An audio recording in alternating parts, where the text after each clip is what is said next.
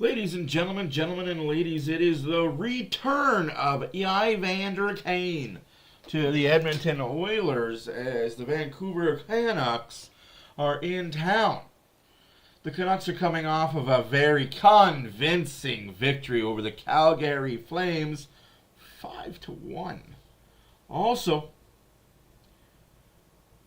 the Oilers are coming off a very unconvincing shootout loss to those same Calgary Flames, 4-3. Throw the bag at him, throw the book at him, say what you want to say. It's not all on Skinner, but he has to make those saves. Also, this is not a game where Stuart Skinner was going to start, regardless. I've said this in podcasts that I've done. I've said this in people I've talked to. It was always going to be Skinner versus Calgary, Picard versus Vancouver. Even if Skinner got a shutout, it was always going to be Skinner, Picard. Skinner will get the start against the Rangers on Tuesday. Picard may start on Wednesday against the Islanders. It was always the plan. They're never veering from the plan. One goal I don't get. I don't know. I will say this. Somebody at TSN needs to shut their mouths a little bit because they have no idea what they're talking about. Oh, yes, the Canucks are going to be a very dark horse. Also, if you watched any hockey besides the Oilers this weekend, and we want to pick on Stuart Skinner for having bad game, bad numbers, what did Binnington do the next night? What did that goalie in San Jose do the next night? How are Aiden Hill's numbers? But you don't want to talk about that. We don't want to compare that. It's not the same. Well, it kind of is. They're all number one goalies for their team, and they all had bad game one nights. Now, lineup changes for tonight. There isn't any except for Picard and Skinner. I am looking forward to Roslovic joining the Oilers on Tuesday when they take on the Rangers. He has looked good in practice.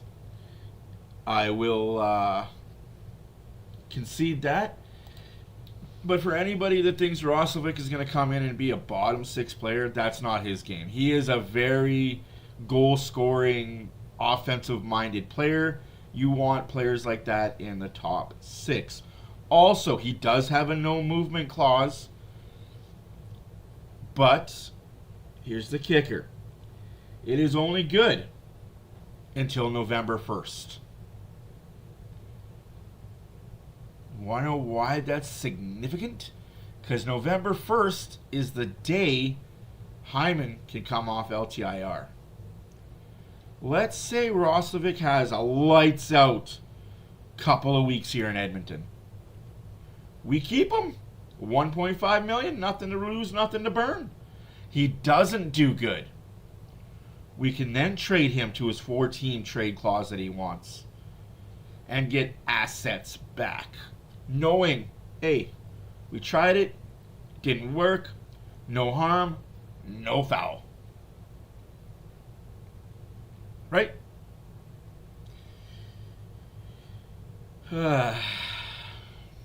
I cannot wait for the talk to die down.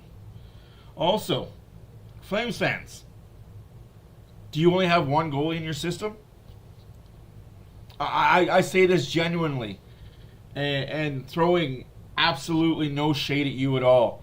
Do you only have one goalie in your system? You've played 3 games and Dustin Wolf has played in all 3 of them and looked bad in all 3 of them. I'm not even just pretending. Of course, they're going to show the one gaff that Stuart Skinner had, and it was a gaff.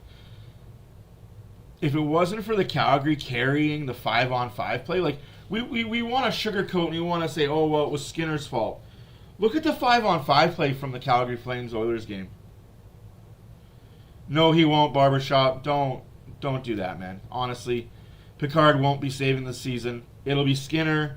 And the sooner you guys come to realization that Skinner's going to be here until the end of playoffs, you just got to get over that fact, and that's just something you got to deal with. I'm not going to harp on it. I'm just going to be better off not getting into it with people. But that's facts. Don't care about your feelings. Stuart Skinner will be an Oiler until the end of the season. Picard may not be. Now, the Flames won the last game because of 5-on-5. Look at the tape. What did the Oilers do 5-on-5 the entire game? I can't say it. After the first period, what did the Oilers do 5-on-5? A whole lot of skadoosh. They relied on the power play, and they relied on Skinner to make big saves when he had to. But then he made one play, and that's all everybody wants to talk about. If it wasn't for Stuart Skinner playing lights out for 2 periods, the Oilers wouldn't have been in that game. Newsflash. But you guys are allowed to say what you want to say. I'm just trying to point you guys in the proper way that it's not all on one person. It's like I was talking to an insider. I'll call him an insider. I was talking to an insider yesterday. And I said, you know what's going to be funny? And he says, what's going to be funny there, Matt? It's going to be funny when the Edmonton Oilers win a Stanley Cup and Stuart Skinner is the starting goalie for the Edmonton Oilers. You know what people are going to say? Oh, they won it despite Stuart Skinner. McDavid won the cup. Draisaitl won the cup. Bouchard, Nurse, Ekholm, Woolman, Crosby. They're the ones that won the cup. It wasn't Stuart Skinner, but it's Stuart Skinner's fault that they don't win the cup. He's like, that is exactly how Oilers fans are going to take it, and fans around the league are going to spin it. It was because of Stuart Skinner you lost, but it was despite of him that you won. It's unfair. It's unjust. But that is going to be reality, and that is where it lies. The Oilers win, it's because the team won. The Oilers lose, oh, it's Skinner's fault.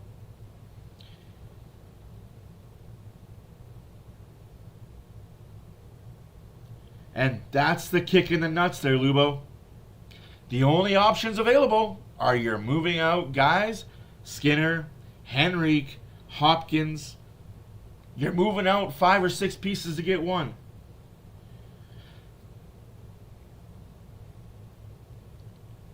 I'm not saying they're wrong. I'm just saying that it's unjustified, all the blame that you guys are putting on Skinner.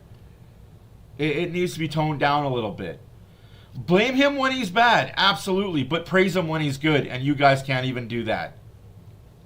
Anyways,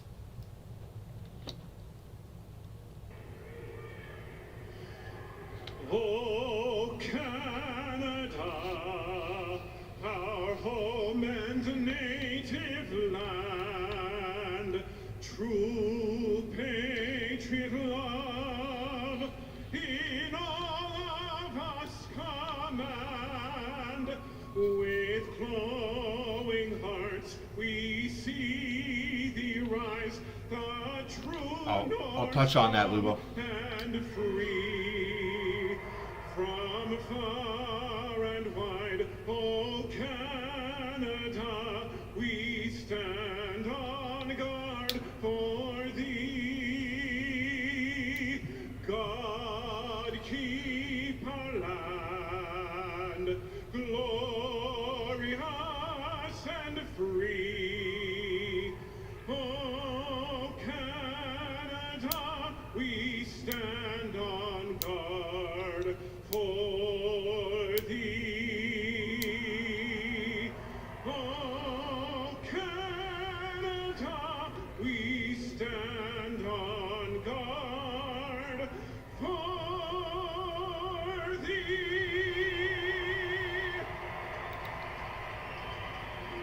Well, today was finally the day as temperatures dropped sharply in and around the city of Edmonton, but inside Rogers Place, a different chill enveloped the Oilers and their fans on Wednesday as they saw a 3-0 lead evaporate and a loss to Calgary. They'll look to bounce back against that man, Thatcher Demko, who didn't see a ton of work, stopped a few key shots early in Vancouver's season-opening win over the Flames on Thursday by a count All right. of 5-1. He'll be opposed by Matt Murray is a healthy scratch right now in Seattle. Wednesday, it's I think that is really all in his 2 years in the blue and orange. we need to know. 42, I don't know, that's just me.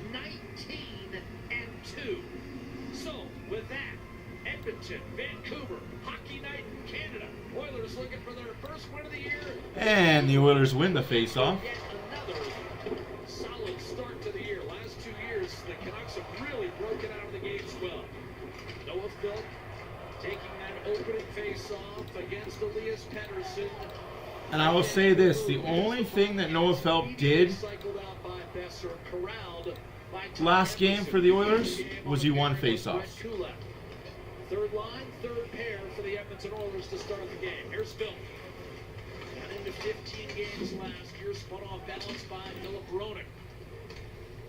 Pettersson trying to dig it out of the corner against. Like, I'm not trying to dog on the kid. I'm just letting you know, like, Garland scrambles back to center. he won faceoffs. Kulak pitched it back to his deep partner Emerson's full team's shuffle deck. Other than that, Garland inside. good save there by Calvin Picard. Who scored twice against Calgary on Thursday. Forward thinking brought to you by Workday, moving business forever forward.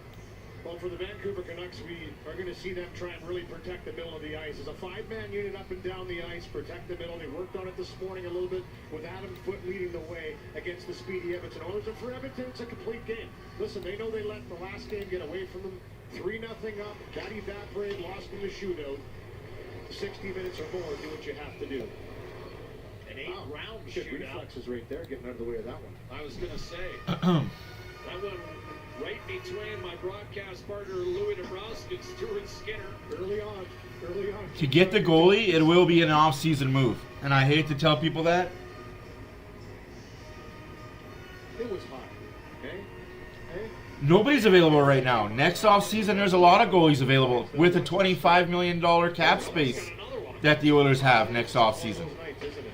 And we won't have a goalie because Stuart Skinner is either going to win a cup and ask for too much money to play in Edmonton, or he's going to not win a cup and the Oilers are going to suck in the playoffs and the Oilers are going to move on from him. Disagree. That is a bad pickup.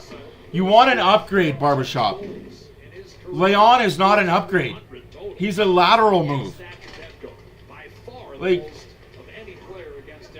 he hasn't done what Skinner's done. I don't care what the team looks like. He hasn't done what Skinner's done. Like, are we forgetting that Skinner is a back-to-back cup finalist? A Calder Trophy runner-up? No, all we care about is, oh, look at his goals against average. Don't look at the wins. Don't look at the losses. Don't look at the 1-0 overtime victory he got to put Vegas out of the playoffs.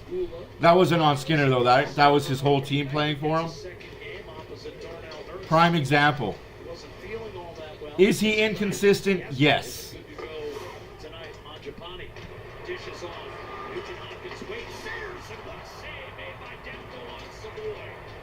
But so are the Oilers.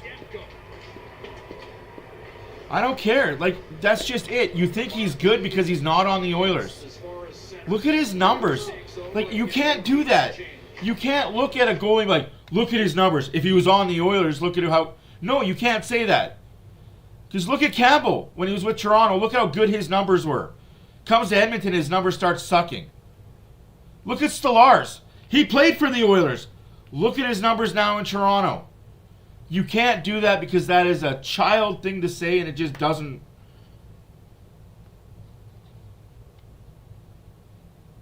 I disagree. I totally disagree with you, man. And that's okay. That's okay that you think that way. I will never understand the hate for Stuart Skinner. It is very I guess it's media driven and you listen to media, which is cool. They're smart people over there. Pat down tight.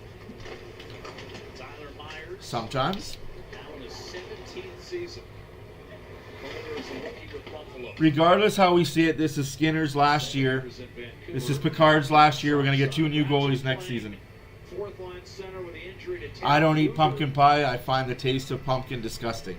and a foot in his first Uh, year with the Canucks. To those that like What pumpkin sticks pie, out about awesome. Foot's philosophy from your I early am not one of those. Well, you know, he's My showing wife his loves biggest pumpkin pie. progression from what they built on last year and some of the systems My they dad tried and my to family implement love to pumpkin do pie. assistant I'm coach. more of an apple cherry pie Ryan type of guy. Chicago helped me get to my 400th game. He's a good addition to that coaching staff, and he said, "Listen, Shots are 2-0 Vancouver early, although I thought I saw the Oilers take a shot. Move on to the next thing. You can't do it all in one." I'm respecting your opinion, Barbershop. It's There's just a lot of guys returning this year that understand the systems and know what to do to fully buy into it, and then it's just and that's fair that you think that. That is completely understandable. I disagree. I think he's very capable of it. Yeah. I think he's very capable of it. I think if the team doesn't have a monumental collapse against Florida last year, they're hoisting the Stanley Cup. I think if the Oilers had a healthy Hyman and a healthy Ekholm, that series is over in 4, regardless who they had in net. with any team, let alone the Oilers. Here's Regula. But again, that's just my thought. To Goldsman. Shot off the right shoulder of Demko. Rebound out to Regula. Pecan, oh, that's a good pie too. That is a good pie too. I'm a pecan pie guy. I'm an all pie guy aside from pumpkin. I just can't do. I don't know what it is. It's the It's the grittiness.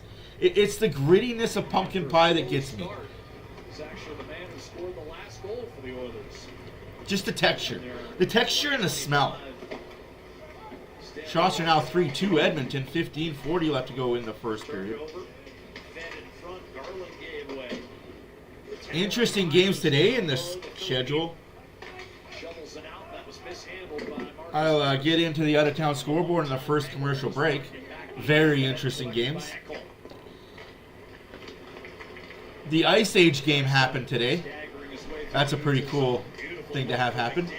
First ever Ice Age game. Back to Draisaitl inside to Frederick. Couldn't do much. Now McDavid. Pass off the right skate of Draisaitl on a goal and an assist. Oilers got to play a full 60 against every team. Or as close to a full 60 as they can. Not 45, not 40, not 30, but as close to a 60. It's got to at least be a... That's a trip, no call. Cool. Sent it wide, and then Heedle was able to pluck it out of danger up to Garland, gets it back, and now Evander Gaines drives in. Looking for Heedle. Bouchard might have gotten a piece of that. And Vancouver will change. No, you're not wrong. I am definitely not part of the pumpkin spice latte group. No, that cult, I missed that cult bus. I got on another cults, but I'm not part of that cult bus. McDonald's pie used to be good, yes. Northern is dealing with some issues right now. She's available, she's around. She was at the game Wednesday night. She knows we all miss her. We all think about her. She took the summer off. Blocked in front by Kulak.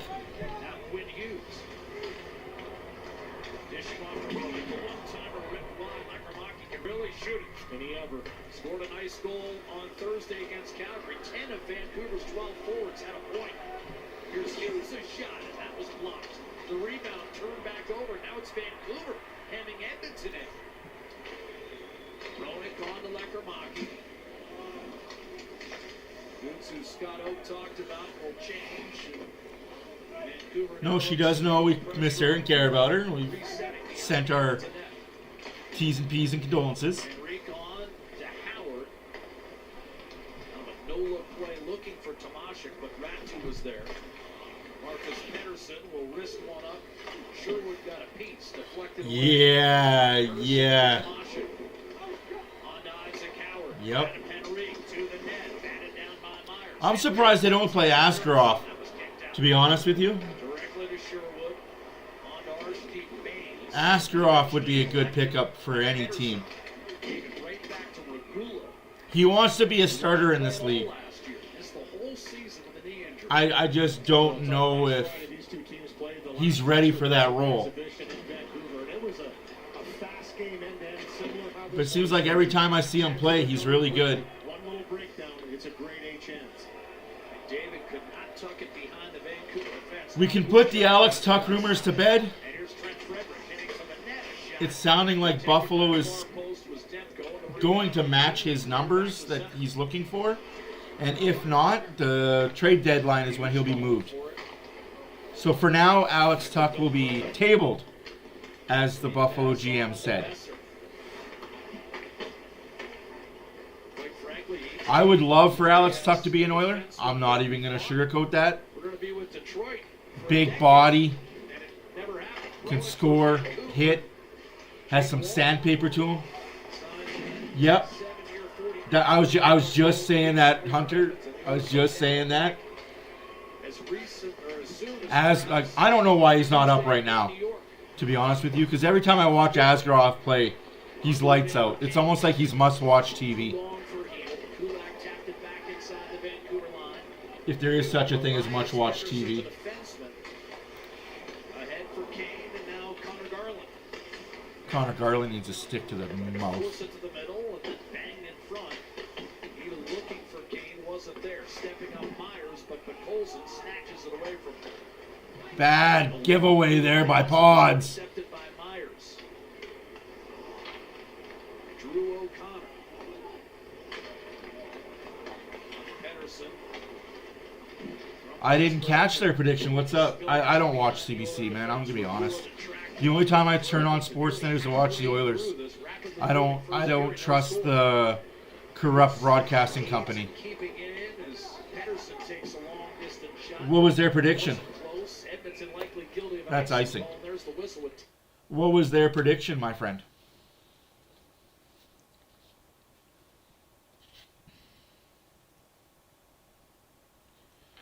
Slash on the hand, slash on the hand, slash on the hands, and a hook, no call. No, you're not wrong, Renegade. The Sharks are going to be scary in a couple years. Don't they predict that every year, though? Isn't that their prediction every year? Hard one-time Like, release. don't get me wrong. Toronto's going to be a good regular season team. I just don't see Stolarz as a playoff goalie. Lekromaki. Say what you want, but Full NHL season. Stolarz, who's going to be their goaltending tandem? Stolarz and, Because of the what the hell's his name? Reimer. shot presents. Stolarz Reimer? Thursday night versus I don't see it. I'll tell you that the second unit was better, but and here's the thing: Adam Flynn this morning said it was game one. They worked on things this morning. Go get a longer leash to take a look to see what they can do. I agree with you. I think he's just got an excellent release and a great shot. You have that type of a release, use it. Nurse looking for Mangiapane down low. Yeah, I heard. Scored against his former team, the Flames, on Wednesday. Scores! Ryan! You're waving it off? Okay, so convenient. You didn't do that the last game, but you're going to do that this game. How convenient of you. Felt pretty confident with the waving it off. Funny how last game, that was clearly a high stick, you called a goal because you knew they were going to review it, and you knew you had to overturn it. But this is very similar. Oh, that's a goal. Holy. I got to see this replay. Great hand-eye coordination to knock this down. It hit the middle of his shaft. It's up by the shoulders right here. You'll see. Come on. And as we saw the other night here, I'm sorry, guys. You called it a goal on the ice the other night, and now it's like, we can't do that again. We can't make that mistake twice. Fucking pathetic. That is pathetic reffing to the max right there. What happened to Gary in the NHL saying everything that's close should be called a goal? Put onus on the team that got scored on to challenge it. Guess it only happens when it's the Oilers that do it. It's all good. Hey. I'm not saying, I'm just saying. It is what it is. We can't argue with the referees because they're perfect. It wasn't super high though, Barbershop. It hit him by his hand. If you go look at the replay, it hit him by his hand. It wasn't high. It was close, but it was a lot lower than the one that counted on Wednesday. But again, I'm not going to convince you otherwise. I will never try and convince you otherwise. It's all good. I don't expect it to count. I don't expect him to review it because the call on the ice was called no goal. Had the call on the ice been called a goal, Vancouver would have challenged.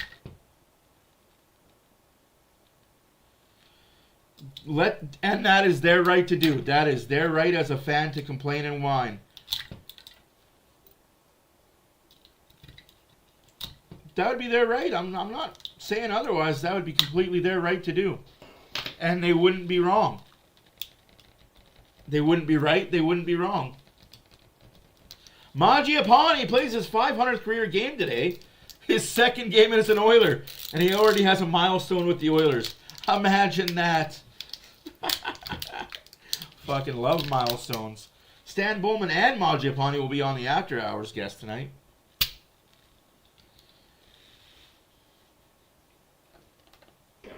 Shots are 6-2 in favor of the Oilers. Scoreless Okie halfway through the first period. And to illustrate Scott's point, I mean, Andrew Mangiapane was a sixth-round pick. Louis, you can imagine the minuscule amount of sixth-rounders. Love those stories, though. That playing You know, guys that 500 persevere, games. have a chip on their shoulder. He plays with a chip on his shoulder. You know, he's carved out a terrific career so far, 500 games, so congratulations to him. Shot along the 9.5 left to go in the first period. And they would have every right to be upset, Barbershop. Every right. Right or wrong, they had every right to be upset. Dragonston returns for a momentous 20th season. This new season packed with bolder ideas, tougher negotiations, bigger deals. And don't miss Gas Dragon Drew Scott from Property Brothers. That's a new episode every Thursday. That's a tough question. Off the draw, Oilers will grab It's Vancouver's philosophy. Who do you trust more? The proven goalie that you know can be your number one when healthy, or the young kid that has now proven to be a winner everywhere he goes? That's a good problem to have if you're Vancouver, I guess. But, again, a lot of cross-checking going on by Hughes, but that's not called.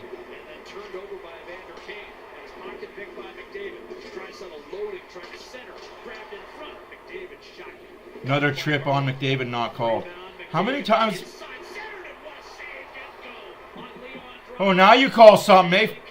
Yeah, about damn time you call something. You had to. You missed the first four. It's not any different, Epic. That's the problem. Yeah, he is. Janmark is on his way out.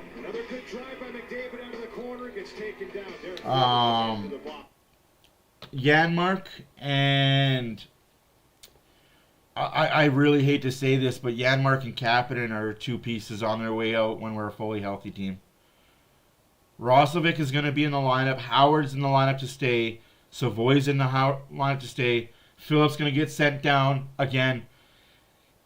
He's a face-off guy. He's a face-off specialist. You need that in the playoffs. Much like Michael Pekka was for the Oilers. Sean Horkoff. You need those guys, but those are playoff guys, not regular season contributors. So you're going to have Roslovic in the lineup, a Howard, a Savoy, a Hyman. 4 forwards. You kind of... Yeah, Kapanen is going to be on his way out. There's just too much... Not when you have Roslovic's speed. I would take Roslovic's speed over Kapanen's speed because Roslovic has the skill to go with it. So who would you take out instead of Kapanen for Roslovic? Because you got to remember, Hyman's coming back too. Oh, he's going to stay. Like it's not a done deal. Like we have to remember who goes out then. Are you going to put Savoy back in the minors? Are you going to send Howard down? Or are you going to get rid of Henrique? It's going to be Kapanen, Henrique, and Janmark are your movables. I mean, you can move a defenseman, sure, for roster space. Yeah, that was hit by his hand. That's kind of a terrible call, but Up by his shoulders, that's definitely above the crossbar. yeah, of course you're going to say that, Louis. Biggest homer ever It's amazing how he can for the other team. Derek Forbert takes him out. He still gets that puck out to Trent Frederick, and another solid save by Thatcher Demko in the slot, but that draws the call to Forbert. First power play, Edmonton. Frederick's best look of the season as he's been Oh yeah, it's just the Oilers have a tough decision. The Oilers management have a tough decision that I do not envy at all. Against Calgary, his first opportunity. Under the direction of Paul McFarland this year. You could trade Stetcher. McDavid tried to center, that was tipped. You could trade Stetcher. Net front presence with the injury to Zach Hyman that'll keep him out another 3 weeks. Stetcher and Emerson could be on the move. Wrist against Dallas in the playoffs. Tomasik missed on a one-timer, and then it was fired into the Vancouver bench. Well, they say clear it hard. He cleared it hard. Light up every goal with the Budweiser Goal Sink glass. Score yours for free with select cases. No, of you're not Budweiser. wrong. You're absolutely not wrong on that. A lot of people diving on that bench, Jack, beside me as Garland cleared that one from the slot. But make your point. Make sure it gets out. He certainly did. That's 3 pucks that have headed my partner's way here in the first I got 12 class minutes. between me. They're stacked on left side defense. Going through this stuff. It's There's pretty no worry about that. McDavid It against just Anderson. it comes down to forwards. Nugent Hopkins helps guide it back to McDavid. Bouchard tried to go cross ice, tipped directly to McDavid down the slot, back door, and Draisaitl could not finish. And the Canucks able to nudge it up the left-hand side, and now Garland doing the honors, and Bouchard on the puck retrieval. Agreed, Renegade. Right now it's Regula with Nurse. Connor slows the Edmonton rush. And when Woolman comes back, there is again. There's the question mark again. Woolman, when he comes back, who comes out for him? Regula? Emberson? Stetcher? Which defenseman isn't here anymore? They lost just 2 of their first 12 in regulation. Couldn't sustain that momentum. Ended up missing the playoffs by 6 points. Here's Bouchard. McDavid. Side of the net. Nugent Hopkins stopped. Tomasik point blank. Another save. Off the post. Already, Louis, we've seen Tomasik. Yeah, I don't see what they see in Regula either, man. I'm with you with that. Tied on that power play. He's been around it. And he's got a heavy stick and a big body that he can plant himself, similar to Zach Hyman, who's typically on this top power play unit. Right in tight. Frederick to Ekholm. That's picked off and cleared by Elias Pettersson, the defenseman. No goal on the power play, boys. Edmonton on that power play. Adam Henrique to Frederick. Shot by Nurse. And then Shots are 9-2 for the Oilers. Nothing is the score. 6.5 left to go in the first period. 11 shots, but nothing to show for it. A little extra afterwards is Elias Pettersson getting into it with Trent Frederick. Couple throwback players right there having a few extra words. Here's a couple Not chances wrong. from Tomasik. Not wrong at all. McDavid. I mean, he just comes from high to low with speed. Everybody's sprawling right there at the last second. It's the reach of Marcus Pettersson that Marcus takes Pettersson that was away. in there. First goal for Tomasik. And then a second one right here. Just quickly batted out right into his stick. Can't handle it in tight from Nugent. Oilers are doing the pepper as many shots as you can After the last save he made. on Demko. Make him work. From right to left, we all know the injury problems that Demko has had. Yeah. He feels great. He's healthy. Had a terrific game. He's healthy till he's not. And gets the start again in this one. Versus Yeah, I agree, Renegade. I see him gone soon. He's so vital. I mean, people forget. Yeah. He was the runner-up for the Vets in 2 What are you doing? You can't have a fucking conversation to face off. to Game 7 of the Like, second. shut up. Wait, don't drop the puck yet. I gotta have a conversation. Shut up. Like, when have you ever been able to do that? Yes, you can do it if you're a Vancouver Canuck fan named Connor Garland. The Oilers in that second-round series 2 years ago. Man, that linesman needed to drop the puck and just be like, hey, you weren't there. Wins in 6 and 7 to rally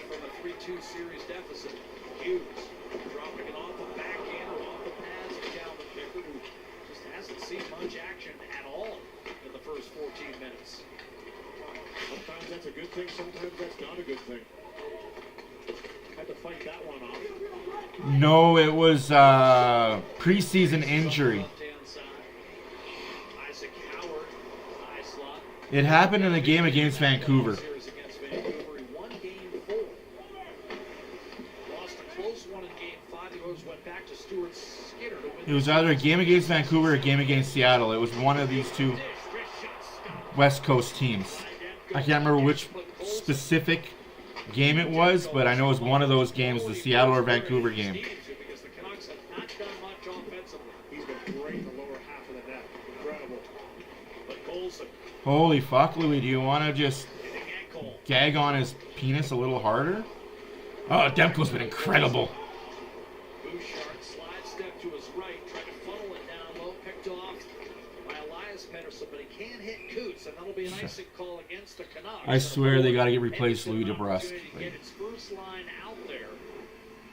Another chance off the rush here. Hard pass by Noah Philp, threads the needle right through to Pod Coles, and he gets it away. Yeah, watching the Calgary Flames broadcast earlier today, like the Flames were getting annihilated and they were just getting outworked.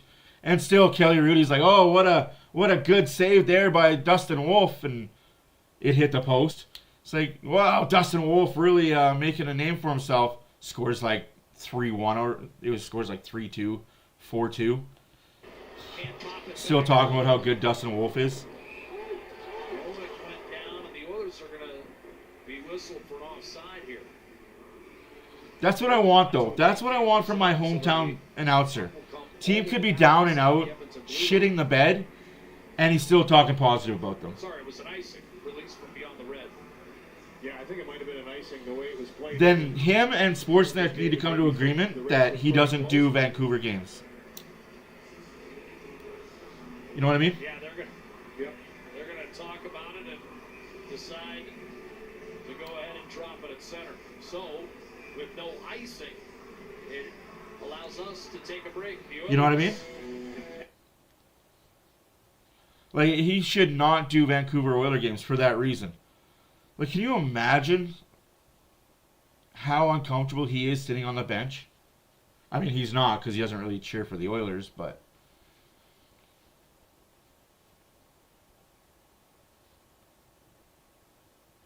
I know me personally, if I had a kid playing professional sports and I was a broadcaster for that team that he's playing against, I would excuse myself for that game.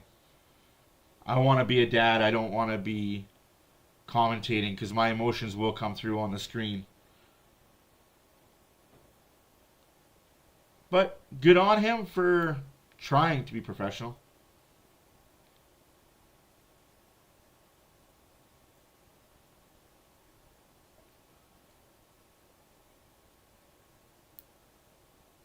There is a trade coming.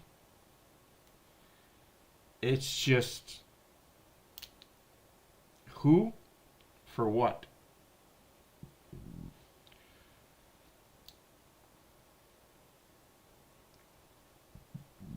There's either a trade coming or they're going to constantly have to put a defenseman on IR. Because right now, to get Roslovic off and on their team, they have to drop somebody to have a 23-man roster. Right now they have a 24-man roster, which you cannot have. You can only have 23 dressed players, or however the max is. I think it's 24, 25. They're over with Roslovic right now. Peter Nedved. Good Lord, what a picture. What a card. That's a hockey player right there. Was first pointed out to him, but he did know this guy from a few years back. It was only 5 years ago. This picture was taken. It's 13-year-old Coots with Jake DeBrusque. Picture taken at the Glenora Cut here in Edmonton. What were the odds that 5 years later they would become NHL teammates? By the way, so DeBrusque himself posted the picture that as a result he could feel old at 28. Unlike his father, who feels like he's 28 and behaves accordingly. Always a kid at heart, right? Remembers it, though. He does remember taking that picture. Which is great. He's a good close friend of your family, Jack. I know Tyler, your son. Played minor hockey with him. Stop on Besser by Calvin Pickard. Good look for the Canucks in the slot. Good save there by Picard. By Leon Draisaitl. He's our Captain Picard. Here's an opening for Frederick. One-timer, McDavid stopped by Nice save by Demko. just inside his left 4 elbow. minutes left to go in the first period. Shots are 10-4 for the Edmonton Oilers. Nodding is your score. Oilers are 0 for 1 on the power play. Vancouver has yet to have one. But it's coming.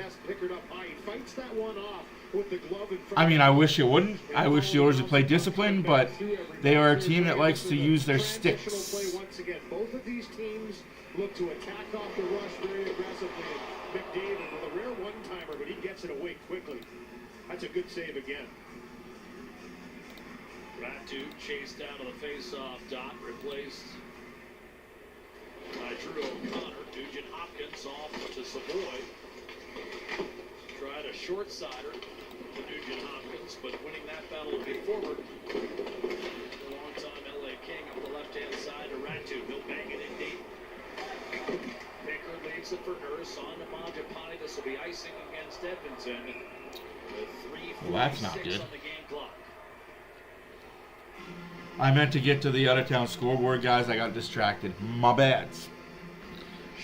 Baseball score. Bottom of the 8th inning. The Brewers 3. The Cubs 1. South Asian food scene around Toronto's Football score yesterday. The New York Giants beat the Philadelphia Eagles 34-17. New episode tomorrow. Watch free on CBC. The Rough Riders beat the Argonauts 27-19.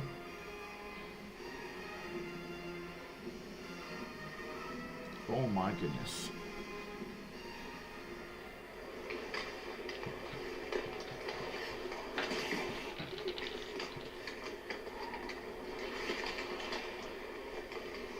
Oh, where did the mics go? Oh, they're there. Good save there by Picard again. Was blocked. Now Garland downloading heel. Trying to nudge it out in front. Rolling backing off. I can if there is requests for it. If there's enough traction for it, I definitely can. Gets it back from Ronick. Especially with the World Series coming up. If the Blue Jays are in it, I could do a J game or two. Garland back to Hughes. CFL playoffs, I'll definitely be doing the Rough Rider playoff games. Oh, that's a high stick to the face, not called. That's unfortunate. Oh, it was called. Great. The back official called it. Now you're out of town scoreboard. The Winnipeg Jets beat the Kings 3-2. The St. Louis Blues beat the Calgary Flames 4-2. The Rangers, womp womp, beat the Pittsburgh Penguins 6-1. The Boston Bruins beat the Sabres 3-1. The Florida Panthers beat the Ottawa Senators 6-2. The Montreal Canadiens beat the Chicago Blackhawks 3-2. The Devils beat the Lightning 5-3. The Capitals beat the Islanders 4-2. The Detroit Red Wings beat the Toronto Maple Leafs 6-4. Make it a final in overtime. Carolina 4, Philadelphia 3. With 2 minutes left to go in the third period, 6-3. Columbus over Minnesota. 2-2 hockey game with a minute left for the Mammoth and Predators. 2 minutes left to go in the second period. Dallas 3, Colorado 2. And in Edmonton, 0-0 heading into 2 minutes left to go in the first period. Oilers are on the power play. McDavid holds on to the puck. McDavid gives the puck back to Bouchard. Bouchard for Draisaitl. Draisaitl, McDavid. McDavid skates in backhand. Whack 2, whack 1, whack 3. That's in the net. No! How's that not in the net? On the doorstep. Also, Ducks 2, Sharks 2. End of 1. End of 1. Kraken nothing. Vegas nothing. Every team in the hockey land is playing tonight. Had a great conversation with Tomashik this morning about coming over. How'd that not go in? Oh man, Demko. You can see his leg is starting to kind of feel it though. Oilers got to score on this power play because you feel one's coming the other way. Just to not allow Tomashik to have a clean look at this thing as it bounces around, and again Demko's right past. 1.5 left to go in the power play. 2:24 left to go in the first. Shots are 11-4 for the Oilers. Nothing is the score. No. I mean, yes, if Vegas does what I think they're going to do. So I'm going to say yes. I'm going to say Oilers win the division, win the cup. Things happen a little faster here. Bigger ice over in Europe. You've got a little more time to make your plays. He's adjusted well, in my opinion. I think they'll finish first in division. Good question. Again, just my opinion. I don't think Vegas is as good as people think they are. LA is definitely not as good as people thought they were. It's going to come down to Edmonton, Vancouver, to be honest, for the Pacific Division. Garland watching Bouchard up top, so it's McDavid. Wandering, pumping it into the middle of the ice, still loose. Grabbed by Garland, slowing down the middle. Well played. No, Vegas isn't a good team this year. Always seems to be in the mix. I just don't think Vegas has the horses. Just my opinion, but losing their best defenseman is going to hurt them. Back to the point for Bouchard. Draisaitl by far and away the league's power play goals leader over the last 7 years. No one else even close. McDavid. Draisaitl in front, loaded, firing, and another scoring save. Robs Tomasik. He's going to be seeing Demko. 12-4 the shots, still nothing scored. Demko's looking good. Like I said, I won't take anything away from Thatcher Demko. He is a really good goalie. He just had to release that a little quicker. I think if he just releases that, that's one line though, Renegade. One line isn't going to win you a championship, isn't going to win you a division title. Look at his numbers last year. You could have that one line score 7 goals a game, but when you're giving up 8, Tripped up by Frederick, and that will negate the remaining 27 seconds of power play time for Edmonton. like I said, An offensive zone penalty. it was coming. And we'll skate 4-on-4 for the half minute. Hey, that line is deadly as long as Eichel is healthy. But how healthy will Eichel be? Yeah, you're not wrong, Epic. You're not wrong. You're not wrong about that. Exactly, Lubo. Yeah, you tripped him. Dude, shut up. You tripped him. It's a penalty. That's why you're going to be dropped down to the 3rd line. When Hyman gets back, and even before then, I see him on the 3rd line. And I'm glad the coach hasn't moved away from it.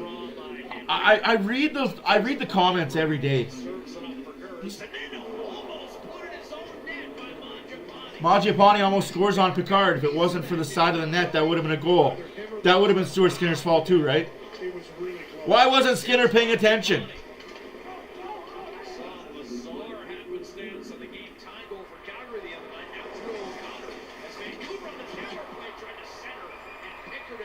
I'm just saying, he's not back. He's just playing really well for now. But how long can his body hold up for? Good on him. Good on him. Good to see. I'm always happy to see good goaltending. I don't care what team it is. That's exactly it, Renegade. He wanted to be a starter. Well, he's a starter in Pittsburgh. That's for damn sure. They'll find a way, Epic. They always do. No, in all honesty, though, I love what Demko has done, and I love the story of Thatcher Demko. He could have easily just said, you know what, Vancouver, I want out. You got this guy in Seeloff's. He's obviously taken over my #1 job. I'm going to go and be a starter somewhere else.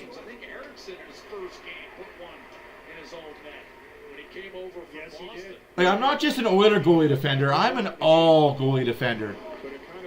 Unless your name is Bobrovsky and you make $11 million and you're 45 years old.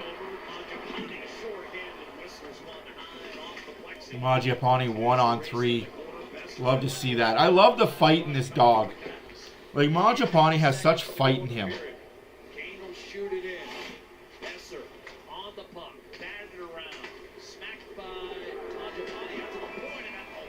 That was a little late on that shot there, boss.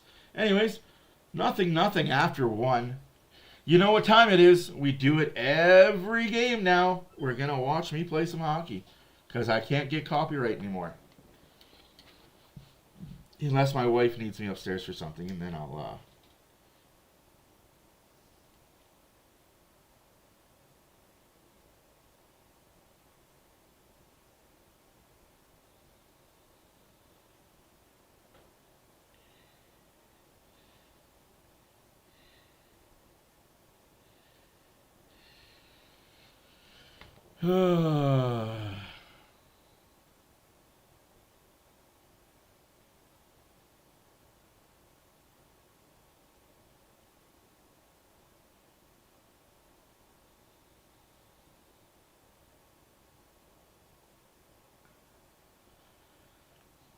Ouch.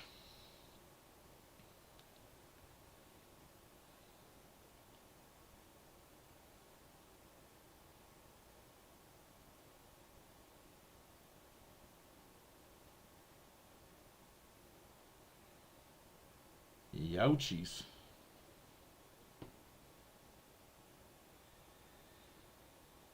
That's not true at all, Fleecy. Come on, be better. I disagree, but that's okay. Your opinion is your opinion. I will just let you have it. Right, wrong, or indifferent, as they say. I'm not joining a party. I am not online. You do not see me.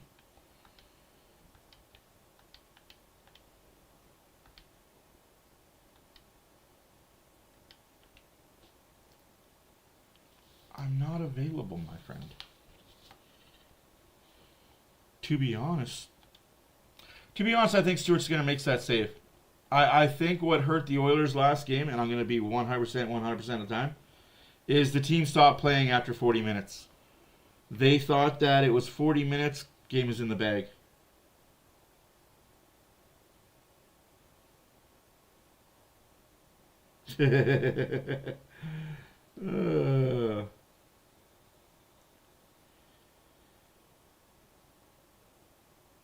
No, Jay. Sebastian Cossa is not the answer. Just a second. I gotta figure out. Why did I go to World of Chow? Man, get your head out of, like, stupidness. I'm not playing any online hockey that I have to leave halfway through. Boop, boop, boop, boop, boop, boop, boop, boop. Anyways, I was gonna do this before I was so rudely interrupted by my brain.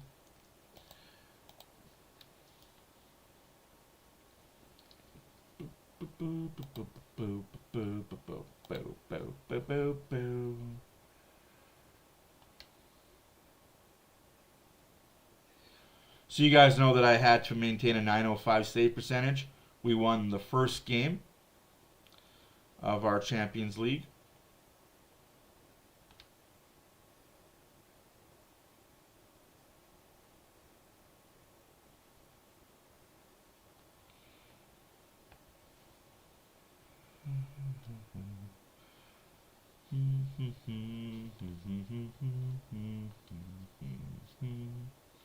Sim to the next game. Dismiss.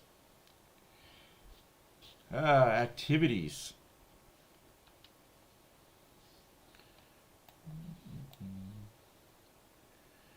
Free agents.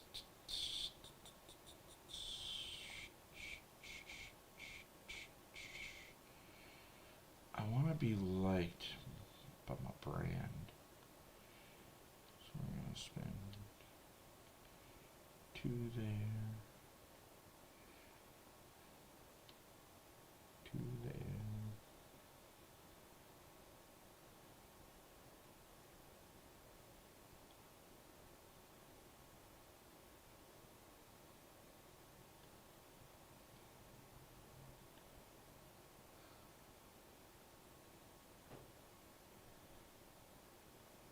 Oh no, that's not what I wanted.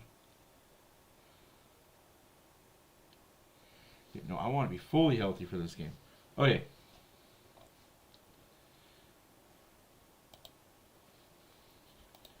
Now, goalies.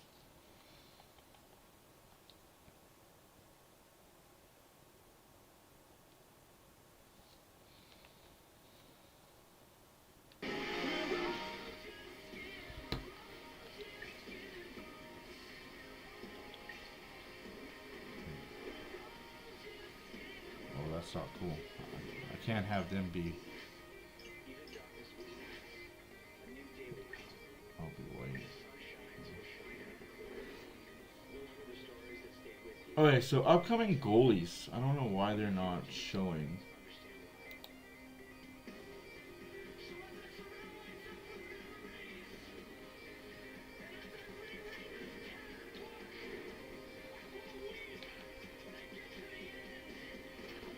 Controller settings. Tether off. There's something went wrong.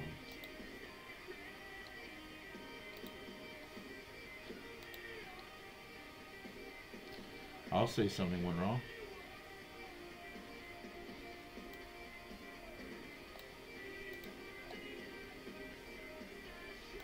Go ahead there, Lubo. Go ahead.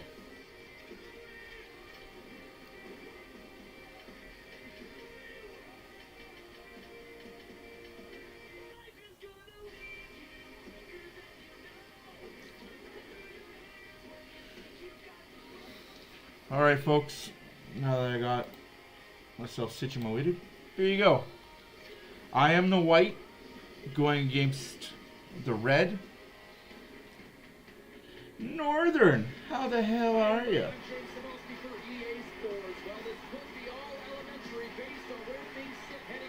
The Jays all days, every day. I should play. Yeah, I will play franchise mode, absolutely. I just want to see who I get drafted by in the NHL. I didn't realize I had to go through the World Juniors and then this, the Champions League. But here we go.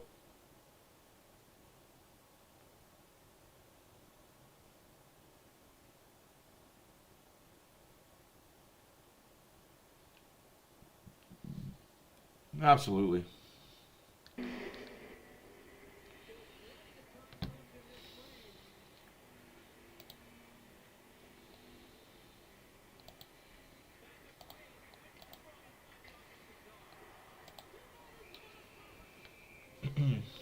So you guys don't think it's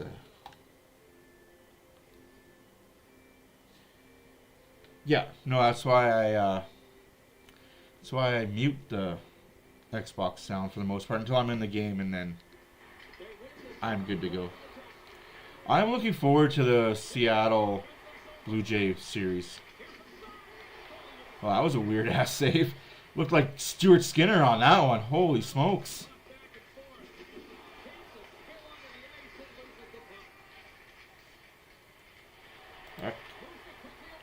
Come on, Deschamps. Nice save by Sodergaard there.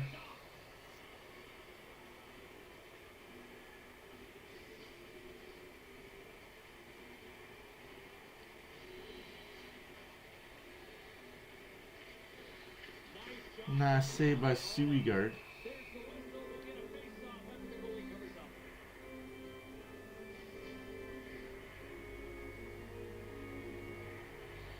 (16-1) in the first period. Ouch. Brewers. Jay. I guess I won't get my Cubs Jays World Series. It's okay though. There's a shot and a goal by Binner. Alexis Binner, defenseman, number 16. Potts one. No idea where he's from or who he's with, but Leclerc, I know that guy.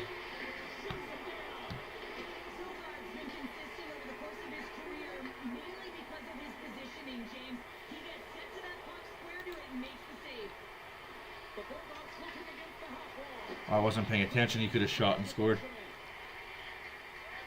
Beauchemin. I know Francois Beauchemin. Damn, he's still around.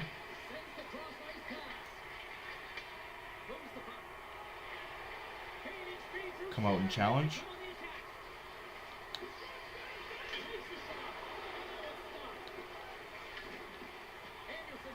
That hit the post, but they credited me for a save. I'll take it.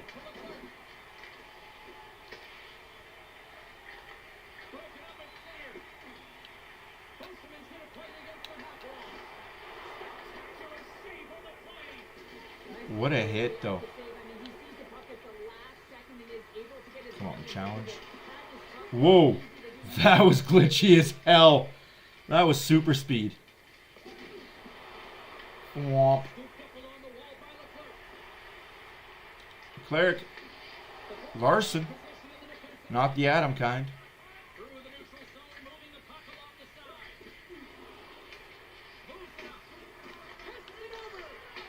Off the knob of a stick. Tree for tree and the face-offs and the saves. Yeah, I am a righty goalie, sir. that I am. That I am. You won't see that anywhere else but here.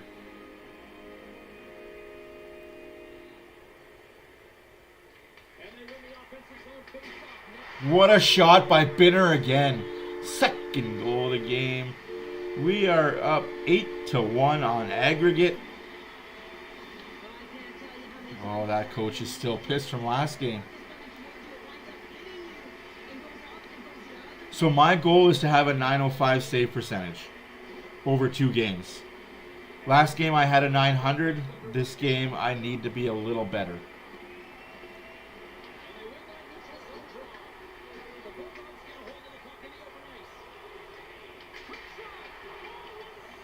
Yeah, the way this league goes, they do it on aggregate. So if I lose this game by more than what I lost last game by, it's just like soccer. If you guys follow football, European football at all, it's 2 legs, leg 1 and leg 2. They give more credence to away goals though. Thankfully I scored 6 goals away last game.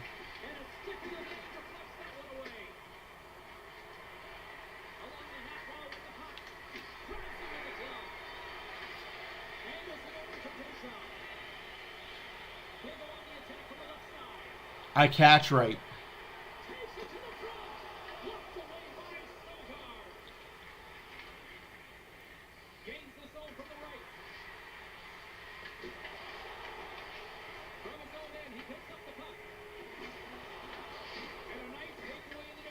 So on your guys' screen, my left hand will be up, but it'll look left-handed, but that's my right hand that I put up. Oh, Hattie. He almost got that Hattie. All right, let's go.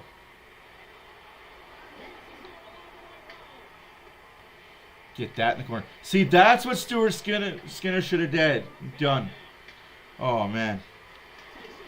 What a save. We don't have to worry about my batteries running out. I'm hardwired into the motherfucker. But, yeah, that's what Stuart Skinner should have done last game. Just sweep it into the corner. Doesn't matter if your defenseman's there or not. Just put it in a freaking corner. Ugh. That's one thing I can't forgive about him. Like, oh. Hi, puck. Do I do a fantastic save just to do a fantastic save?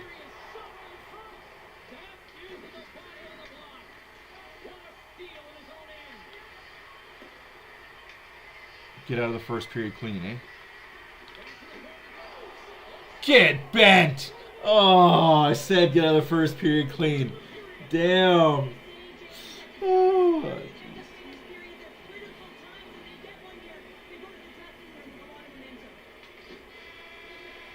Oh, poopy. Poopy. What's my save percentage? That was poopy. That hurts that hurts. I had that perfect period too. 857. Ouch. Let's get that up. Goals against is 3. All right, let's get that up. I gotta start the period. I got a minute and a half left before that other game starts. I want to at least start the period. That's an embarrassment. My bad, guys. That was a tough shot. I'm also playing on pro, so it's not like I'm playing on rookie and taking advantage. I'm playing on a harder difficulty because I want to challenge myself.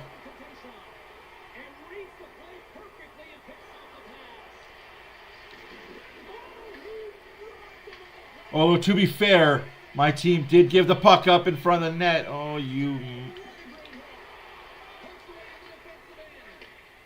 Like I said. First whistle, I'll pause it.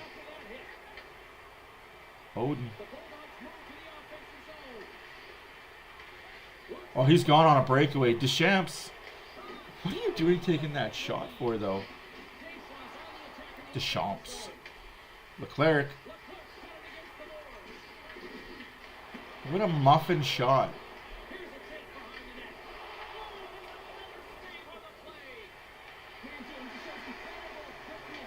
Well, take that shot, Benner. You scored twice. Go for the natty.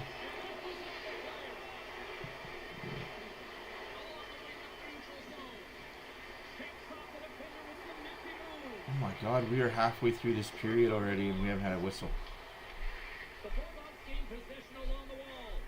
I'll hold the next.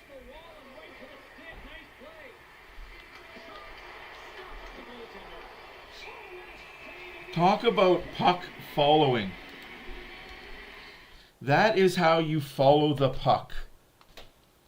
That's tracking right there. That's a beautiful thing. That is a beautiful thing.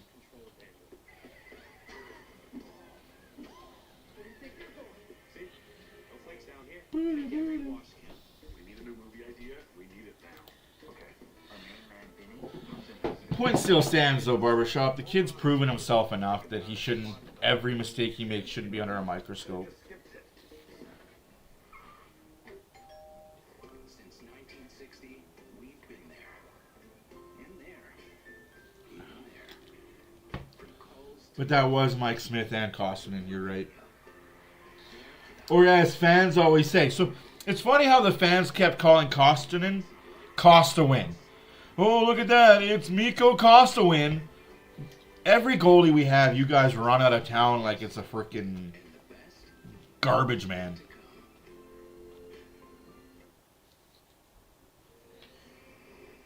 At Rogers Place, Oilers and Canucks head to the second period with no goals to report. The Oilers will start the second period on the penalty kill. tonight. Don't miss your chance to win the jackpot and amazing prizes, including a brand new truck. Don't you worry, folks. I am still keeping track and all that fun stuff. But yeah, no, it's the same thing. Like, we do run our goalies out of town like we run through our underwear and our socks.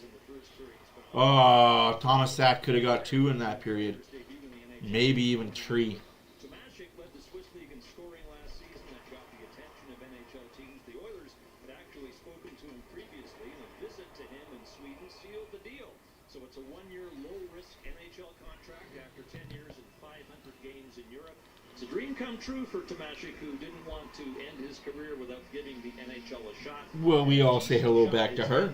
I saw her pop in the chat, and I greatly appreciate her doing it. She's an awesome human being.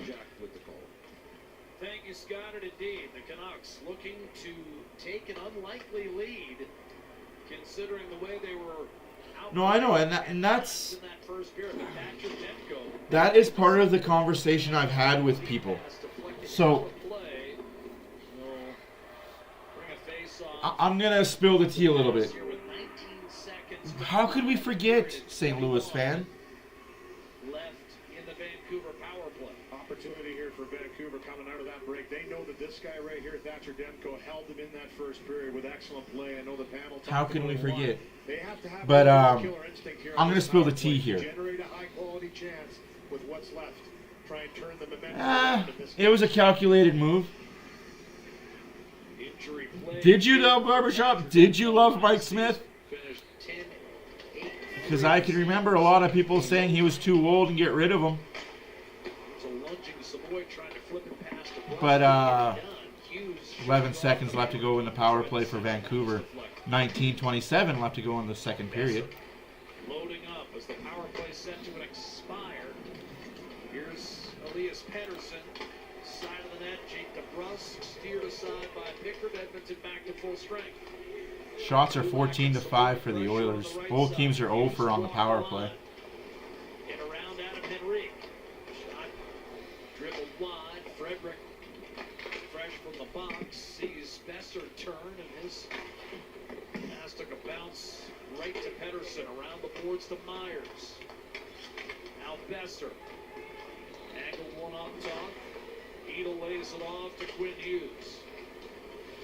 You just got to plaster that kid when he's got the puck against the boards. He turns his back all the time. Lazar is healthy. Curtis Lazar is a healthy scratch right now. Got a pretty good chance in tight. Now, Henderson with a nice little.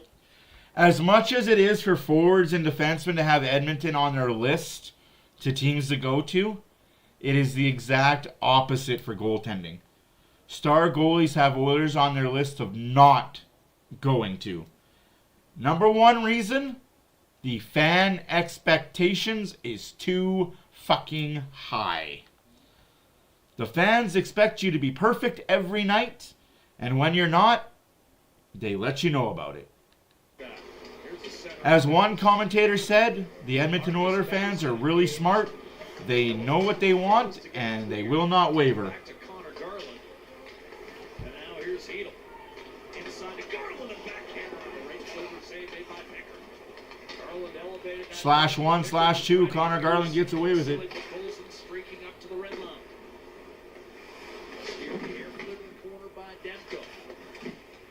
Really up until that injury last year, Louis, that This is coming from an NHL goalie effective saying from him. I mean, he was the Oilers conversation with Hellebuck and are not on his list of teams he will ever want to play for. this Olympic hope. The fans expect too much from them. Thatcher Demko. And he's not wrong. We do expect a lot from our goalies. And we're not wrong to do so. Not wrong to do so at all. Hasn't played more than 35 games. But when he is healthy, and we're seeing an example. We're smart enough fans to know. Incredible. He is one of the best goaltenders in the national. But we do run goalies out of town Why he quite a got the bit. big extension he did for 4 years. And he held his team in that first period because they peppered him and he closed the door. But I agree with you. Absolutely he was in the run. Draisaitl and Sherwood engaged. McDavid flicked it out in the high slot. Bouchard did not hold the zone, so Edmonton's going to have to clear, and that allows Philip Roenick. Yeah. Brewers 3 advance. minutes into the second period, we remain scoreless. I'm a Cub fan. That hurts. Just a It's all four good. between these two Next year, clubs. Chicago. Only Next 3 year. times left. Next year's our year. And Vancouver, 2 teams winning. Nah, the Cubs played a lot of baseball this year. Bouchard walks in, wrist shot. Bouchard with a shot save made by Demko. Shots are now 14-7 for the Oilers. Ekholm put it back behind. McDavid will Yeah. go reverse pop to create space. And then a drop pass for Toronto Bouchard. runs their players out of town, not just the goalies. McDavid and I feel Vancouver's bad for back Marner. chase again. Inside to Draisaitl, tried to feed Frederick. Canucks had a chance to get it out. No stick for forward, so he's in trouble. This is 5-on-4.5 essentially. McDavid. Back to Ekholm in front. Frederick couldn't pull the trigger. Brent Coots works him over. Well played by Coots. Freed it up for Elias Pettersson. Now no stick for Evander Kane. But he used his body to muscle his You way. can't really hit somebody when the puck's not there because you have no stick. Big Trent Frederick. Apparently that's okay. Here's Savoy. Poke checked away by Jake DeBrusk. I don't get rules in the NHL. Or as a friend of mine says, they're not rules, they're more like guidelines. Clear on to Elias Pettersson. Bucks hoping for a bounce back year from him. DeBrusk got it stripped by Nugent Hopkins. And now the Oilers look to bust out. Nugent Hopkins coming off his 50th three-point game of his career. A goal and 2 assists, albeit in defeat. Love how players are calling for a hold, there's nothing there. Shot by Emberson. Nugent Hopkins locates. Trying to free up Mangiapane. Myers is a beast out there though. That guy's tall. He's a tall oak tree. Time to chop him down. The puck, Henrique. Played by Howard, down low for Henrique. Inside, stolen away by Baines. So now you've got Messer. He'll launch from center. Chip side of the net. I mean, lurking right there. Hedel. Boy, he's been dangerous every time we've seen him, Louis, including in the preseason. Looks ready for a real breakout. That's not true, Blubber Shop. That's not true at all. Picard doesn't get the heat because he's a backup goalie. Hammered one off the board. Picard doesn't get the heat because he's a backup goalie. It has nothing to do with... And his contract is $1 million. What are you going to do? Boo $1 million goalie? Essentially league minimum for vets? If you're booing the backup goalie who's playing league minimum, you just want to boo people just to boo. But I get what you're saying, and I just 26 minutes of I just disagree. And yes, when Picard had fumbles last season and the year before that, he heard about it. He absolutely heard about it. Hey, Northern Dumpoco. How's it going? How's your back? Pushing back and forth. Hopefully you're feeling better today. Like, that is funny to me, the narrative that Picard never gets booed. Have you watched when he's had a bad game? The fans are on him almost as bad, if not worse, than they are on Skinner, which is completely unjustified. He's a backup goalie. They're not supposed to be out there stealing games from you, game in, game out, like he has. We've been blessed to have Picard as our backup goalie. I will take nothing away from the kid. We have been blessed to have Picard as backup goalie. He has stolen games for the Oilers. He's also 31, 32 years old and hitting his prime as a goalie. But see, that to me is where I have trouble with. Is Skinner is really young in the NHL and really young as a goalie. But I get the criticism. I understand it. He has a short leash this year. I'm not going to pander and pretend he doesn't.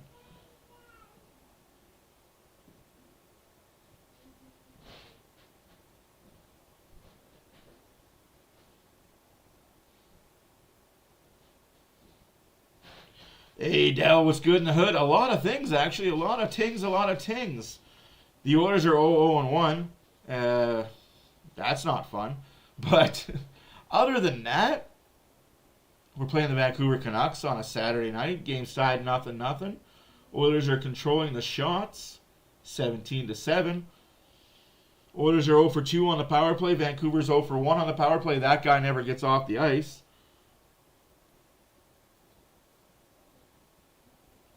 His time on ice is ridiculous. It's in the high 40s.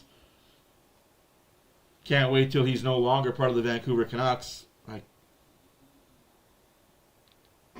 You're not wrong, Bunny. You're not wrong. At least he only lost by 1 this year, not by 6 or 7. Only once did he go 2 straight without a point, so the odds are he sets the franchise record tonight. Unless he doesn't, in which case this report carries over to Monday's game against St. Louis. That's how you covered yourself, Jack. Very well done. He's got the requisite experience to handle that type of situation. Quinn Hughes won the Norris 2 years ago. But that's the thing. This year they can't afford to have a slow start, Bunny. You're absolutely right. But this year they cannot afford to have a slow start. This fan base will rip this team to shreds if we start 1-5-1. And the next guy behind those two. I would agree. Big hit behind it. Draisaitl just steamrolled Tyler Myers. Swung back in by Matthias Ekholm. No, it wasn't a high stick, but I understand why it was called back. I'm just saying if that's a high stick, then the one on Wednesday was definitely a high stick. Here's Elias Pettersson dropping it off for Jake DeBrusk. Peeling to the corner. Shrugs You know what I mean? Because the one on Wednesday was a little higher than that one and a lot more clear. up top. Taking it to that, the backhander that stayed out on the Todd Colson tips it up to Noah Philp. Noah Philp backhand. to Kasperi Kapanen. He can shoot it. Instead tries to dish off, and that's If we start 0-5-1, this city will riot. 40 to 20. And I'm not saying that lightly. If the Oilers start 0-5-1 or have a bad October period, the fan base will riot. Towards by Gula. In that 40-goal season, he had 4 against Edmonton in the opener. And that's Okay, I feel you there, Renegade, but I also ask this in all seriousness. If we owe it to McDavid and the Oilers owe it to McDavid, where was McDavid in the finals last year? What was McDavid's numbers in the finals last year? And more importantly, what was McDavid's numbers in the finals 2 years ago in games 6, 7, last year in games 5 and 6? Just asking. Hi, why are your hands cold? Because I went and got the car seat. She loves me. She loves me not. She loves me. She loves me not. No, I will be fighting words. You're on camera. No, I'm not. Yeah, you are. You were. I backed up enough that I was not. No, you didn't. That's my point. Like, we want to criticize the goaltending, but our star player wasn't our star player. She does. Dal, don't. She does not have a warm heart. You do not know this woman. She is cold as the wicked west of the west. Her heart and her hands are colder than. Ah, okay. Love you. Now that the other one's gone to bed, Yeah. and She'll this one eat. is that she had a reset, She'll she's eat. eating. We can't feed it at the same time, apparently. We gotta sporadically feed a them. little bit of traffic. Aggressive forecheck by Lecker-Mackey. Yeah, Renegade. It got bad last year. Penalty on the play and a good second man quick. To corral It definitely got bad. shot that gets a little deflected, bounces a few times. Yeah, that's not an easy save for Calvin Pickard, as he had to kind of find that one. Coots was the guy that was. All right, folks. It's 17-8 shots for the Oilers. Nothing is the score. Second effort by Nugent Hopkins. Won the face-off from Heedle. Forced out to center, and then Heedle got jackknifed over the boards by. I just want this team to win a cup so bad. Swing it back behind the Oiler net. Pickard to Bouchard. And honestly, regardless if McDavid re-signs here in 4 years, 3 years or not, Checked by Rowan. the money that we will get from him not being here or a trade that could be made will be so astronomically good. There won't be a rebuild, rebrand, retool. There'll be a re-nothing. It'll just be take that next step to score and win again. Stay ahead of live betting options and bet on any goal, save, or power play with BetMGM. It's the ultimate bundles. I really do love her. She knows that. Plus, endless entertainment, best live sports, all in one subscription. I'm the clown and she's the queen. I'm just a court jester in this house. Louis, did you stay up last night to watch that 15-inning classic?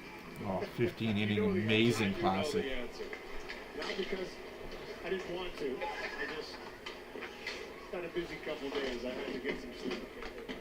I understand. Myers wallpapering Leon Draisaitl, who now looks inside, gives it up. Frederick denied. Demko once again. Trent Frederick and David Tomasek frustrated repeatedly tonight by the Vancouver goalie. Oh, a huge hit on Frederick after he. Okay, Myers. Myers got right back. Take that number. Take that number, 57. So when the guy wants to come at you and fight, you're not going to drop the gloves. That's the biggest problem I have with big guys like Myers. They're big, you know what. They'll hit you. Oh, that's a trip and a half. Yeah, good call, ref. Shut up and go to the box. Shut up and go to the box. I hate when players beak. Just shut up and go. Defensemen like Myers, they'll hit you, but as soon as you turn around and want to fight them, their gloves are glued. Their gloves are glued to their hands. They don't want to fight. I'll lay you out and I'll hit you after the whistle, but I'll never fight you.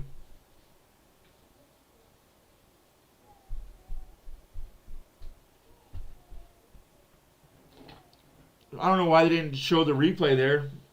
Friedrich went back at Myers and wanted to fight. Myers skated away. Edmonton power play, the third power play of the game. Gotta score here, though. As they say, Louis, that hit was so clean, it's impossible to get. You know what? That is a really strong possibility, Dal.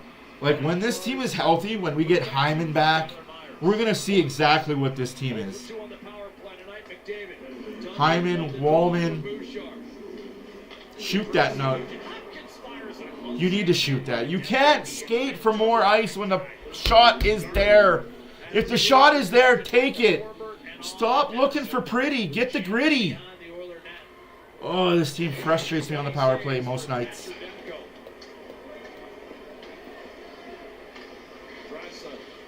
He was good with Winnipeg. I won't deny him and Winnipeg was really good.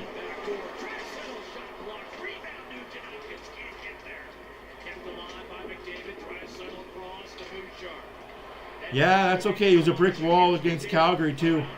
But hey, this is how he got injured, right? Being a brick wall and being overused.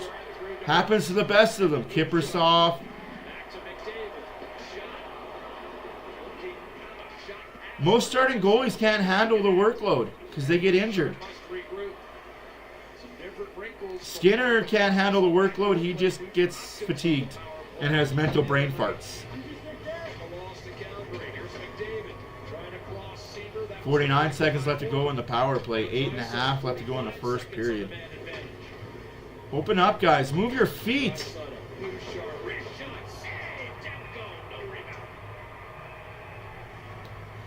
Demko's looking good, though. Will not take anything away from the Patrick Demko. The Thatcher Demko. I love seeing this from Demko. I love the compete.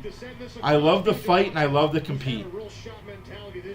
And he can zing it, test the glove, that one taken away. And then Draisaitl tries to change the angle and a nice block in front to take that one away by Forbert. You jinxed him, Barbershop. Thank you very much. Appreciate that, pal. Pick his spot, and again, the same result. Connor McDavid yesterday in practice was a little frustrated on the non-finish in the power play drills they were doing. And for Chris Knobloch, he said, listen, this guy's motivated, this guy's intense, he wants to see that puck. Oh, you almost jinxed it right away. Here comes Vancouver short-handed. Chipping and charging is Atu Ratu, and he got inside Matthias Ekholm. Second unit out for Edmonton. So Frederick and Adam Henrique along with Howard and Samoa. Henrique. Henrique will snap it around the boards. Isaac Howard. Oh, Howard just biffs it and eats the boards. Ouchie mamas. No goal again on the power play. Oilers are 0 for 3. Well, you know what they say, your goaltender's got to be your best penalty killer. I think it's safe to say that Thatcher Demko's did that. He's having a great night. It's important. Here's Filipino. Dropping it off for Garland.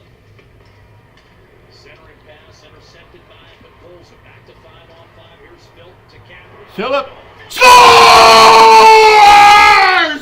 Noah Phillip, you beautiful animal! Barbershop, I love you so much! Woo! Noah Phillip's first goal as an Oiler.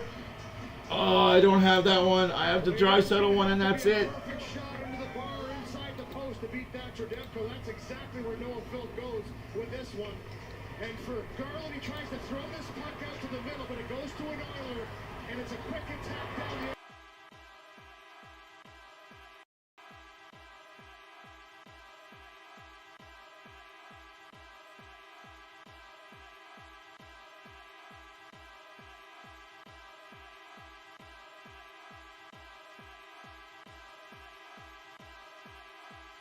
What a story for Noah Phil at age 27. I'm working on all new graphics, guys. I'm working on it. It's a thing. I might have to stay up really late tonight to do it. And now at age 27, scores his first That timing, eh? Brett Kulak engaged with Jake DeBrusk. Henderson will flip it in from center ice. Bolson will get the second assist. And the Oilers will build on the 1-0 lead. McDavid walks in. Draisaitl a drop pass. A little behind Regula. And he winds it to stick Campbell's way back to neutral ice. Drops it off for Nurse for a dumping. Now Draisaitl coming off the right half boards. Right line, Nurse unable to hold the zone, and that will be an offside whistle against Edmonton. First NHL goal scored by Noah His Phillip. first goal in the National Hockey League. They're getting the labels ready. The Oilers up 1 on Hockey Night in Canada.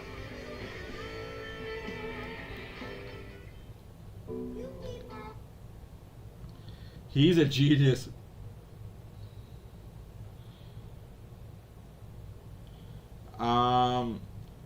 I'm not allowed to tell you guys what McMulloch does for a living. I know the guy. Trevor's a really awesome dude. All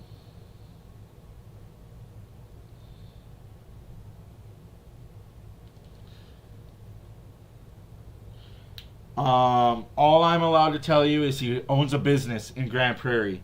He lives 3.5 hours outside of Edmonton, travels to Edmonton every game day. Trevor's a really awesome dude. He's overcome a lot. Yep, they're on the road for 5 straight. The East Coast tour. New York, New York, New Jersey. Trevor's story, if you guys know who McMullet is and ever have a chance to sit down and actually talk to him, his story is quite something. I have the utmost respect in the world for his journey and what he's overcome to be where he's at. Yeah, that's exactly it. Yeah, Trucker's in Disneyland, folks. So you won't be seeing Trucker for a bit. I forgot. Yeah, he went to Disneyland with the fam. I tried to hitch a ride in the back of his truck. He said it's fully loaded. He couldn't take me. You're not wrong, Barbershop. Not wrong at that.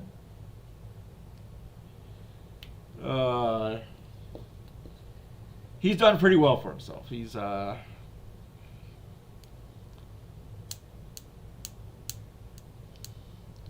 He works his ass off when he's not doing Oilers games. Like, that guy is a grinder.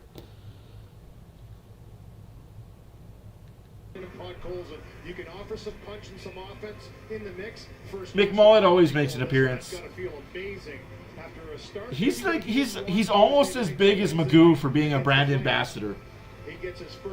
Another guy that should be seen more often if he went to more Oilers games. I don't know if you follow him on TikTok, Maverick Sports. So you know his story pretty well then, Barbershop? Absolutely. This one. I love Trevor. Like, I try not to say too many bad things about him, but he's good people. I bug him all the time. I say, you want face value for your tickets when you have people sit beside you. His answer is, yeah, I paid for them. I'm not just going to give them away for free. I get it. I understand it. They're expensive. You want to at least make your money back. I understand it. No heat from me.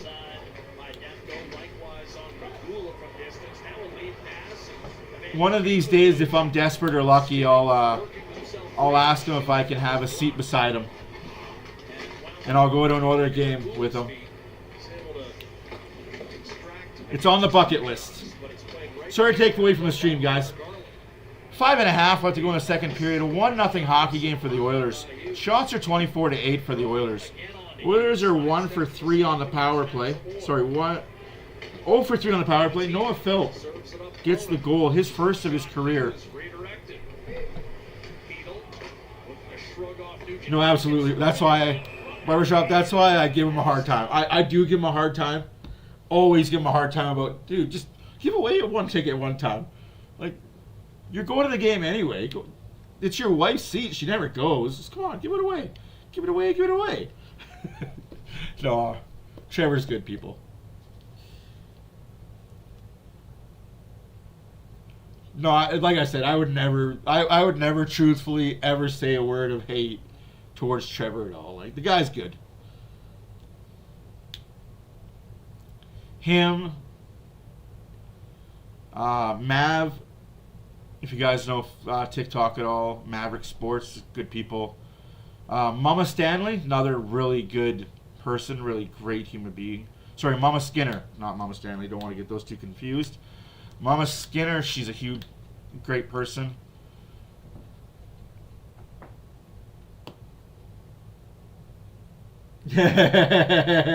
Right? Oh, I can't stand Garland.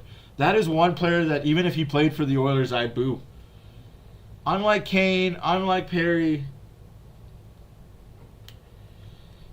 it's just Garland's one of those people that just edge me. If I ever Garland's one of those kids, if I ever saw on the street, I probably would punch him. But then he'd probably call the cops on me and I get in trouble. He just seems like that type of guy. No, Mav, M-A-V. Just a second here. He's always live. Always live on TikTok during Oilers games.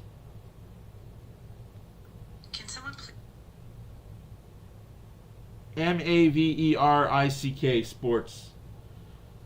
The Vikings are awesome.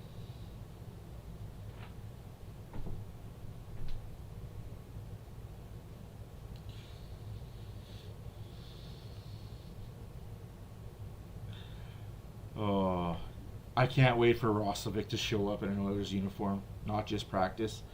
I'm not going to lie, guys. This guy has speed to spare. He can keep up with Connor McDavid and have the skills to score. He's in an upgrade. Like, I don't know if you guys remember Athanasiou. He's an upgraded version of Athanasiou.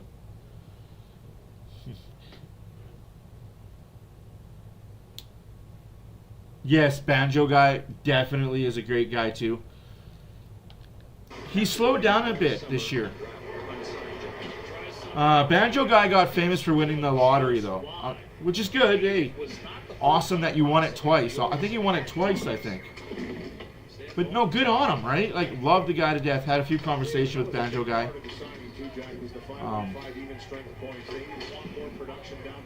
I keep joking with Diane, if I didn't have a family, I'd be at every Oilers fan event and every fan park. You guys would see me more often in the news and such, whatnot. I prioritize, right? Family over anything else.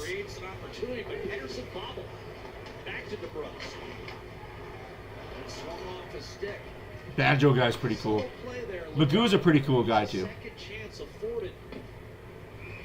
Real snipers in your lineup, but just not cleanly handled. Icing whistled against Edmonton. And gripping the stick a little bit, chances have been hard to come by. And I'll actually drop Maverick. Their chances too is in the offensive zone, trying to work off the cycle, winning a puck battle like you just saw there. And for Pettersson, that puck just bounced up on a stick. He couldn't quite handle it, but get on the forecheck. And when they have done that, they've been able to hem in Edmonton a bit in this period. He's always been good to me, so. There's been a couple times where they've been able to generate some chances and have now gotten up to 9 shots, but they're going to need more of that. And you're right. If you guys know who Russ Jericho is at all, he's a pretty cool guy, too. He's the dude from England that came over that loves Calvin Pickard. Yeah, you're not wrong, right? My bank account tells me I shouldn't do it.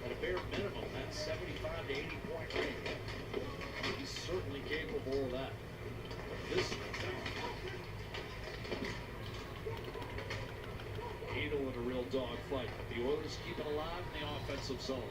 Kulak shot bounced wide, picked up by Ty Emberson, and centering pass deflected. And Lakramacky will break out. 2-on-1 development with O'Connor. Good play there by Kulak.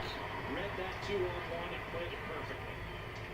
Lakramacky tracked by Tamasha. Behind the net to O'Connor. Bumped off the puck by You're not wrong, Barbershop. They definitely are getting pricey.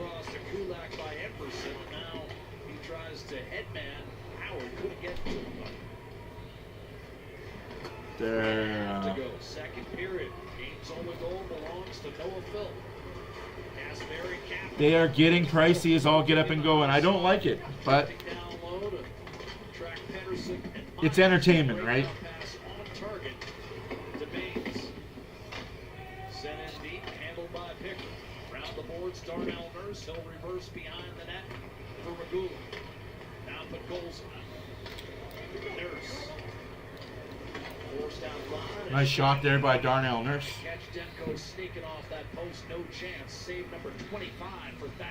That is absolutely the only benefit of Decade of Darkness. You're not wrong. Tickets were cheap as hell.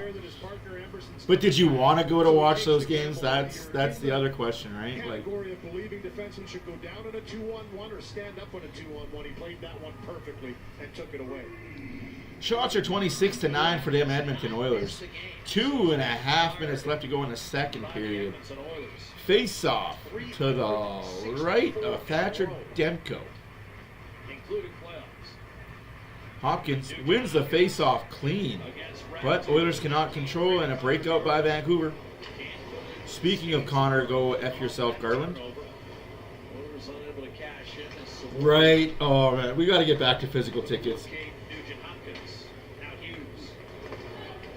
There's always a price to pay. Yeah.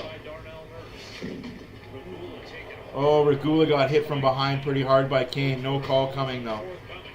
Nurse wants to fight, and Kane doesn't want to go. Nurse wants to fight, and Kane doesn't want to go. Come on, Kane! Come on! Fight! Fight!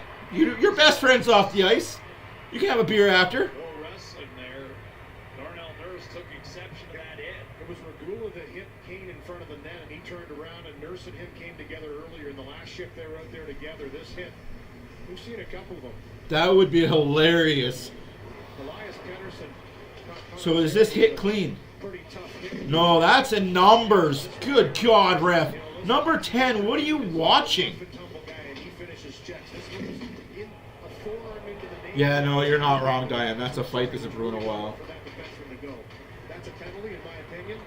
Yeah, those were good nights. Hemsky, Horkoff, Moreau. And old teammates decide not to drop the gloves. And Kane is going in here. They didn't decide. Coincidentals. Yeah, I mean, That's stupid. That's a hit from behind that should get called. Number 10, be embarrassed of yourself. In my opinion, there was also a hit earlier by Uyghur on Pettersson. Elias Pettersson, that is. I didn't think that was as bad of a hit as it looked at first take. He just caught him off balance and he went down. But there was some rough stuff, and we're seeing some of this year. We saw the Ottawa. That was a clean hit, though. That was shoulder on shoulder. It was shoulder to shoulder. He tried to prevent himself from going. That was dirty, though. That was a hit from behind. That was a hit from behind. And you get jumped back then as well. So for me, that's a 5-minute major should have been. I think Vancouver got lucky on that one, and I think that was a penalty on Kane he got away with. These refs are just so inconsistent. It's inconsistent. You might think there's Stuart Skinner in net. That could have been dangerous. That was kind of Elias answering. Are they good? Are they bad? We don't know. Just like the Oilers, Jacqueline Hyde, man. They'll have 2 good periods followed by the stinker. Or they'll have 1 bad period followed by 2 great ones. They can't play a full 60. Let's hope that changes this year, because they're going to need to start playing full 60s. The 60s don't have to be perfect, but they just got to be full 60s. On the ice with McDavid. 4-on-4 for a full 2 minutes. McDavid hovering, centering. Ekholm did not get his stick on puck. Now we'll take a cross seamer for Nugent Hopkins. You were at that game. That's awesome. Used his body to shield Rodick from the block. McDavid played to the opposite side of him home. And Hughes dashed over and made a play on a puck. Minute and a half left to go in the second period. 1 minute and 10 seconds left to go in the 4-on-4 situation. In this second period, the Oilers with a 1-0 McDavid. Shot! Is it in? No, it's not. Good save by Thatcher Demko. Yeah, I'm not taking anything away from Demko. He's played a very solid game. He's definitely kept Vancouver in it. No, that's exactly it. Just work hard for 60. That's all you have to do is just work hard for 60. It's a dangerous weapon. He knows it. It's just about making that a habit for himself. And he says, listen, he's got to think about it, remind himself to get those shots through. That was a good chance there. Scored 64 in the 22-23 season. I mean, when you put up 100 assists, I know it's pretty hard to say you can shoot the puck more, but I think even to a man, he said it himself. You know, when you're a double threat like that, you just become that much better of a player and more dangerous. 1 minute remaining in the second period. 1 minute remaining in the second period.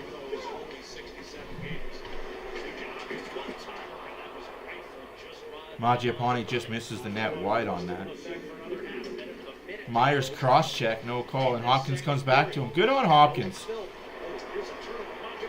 Scores! Mangiapane makes it 2-0 Oilers! Myers, you bum! Again, I got graphics in the work for all of these mother truckers.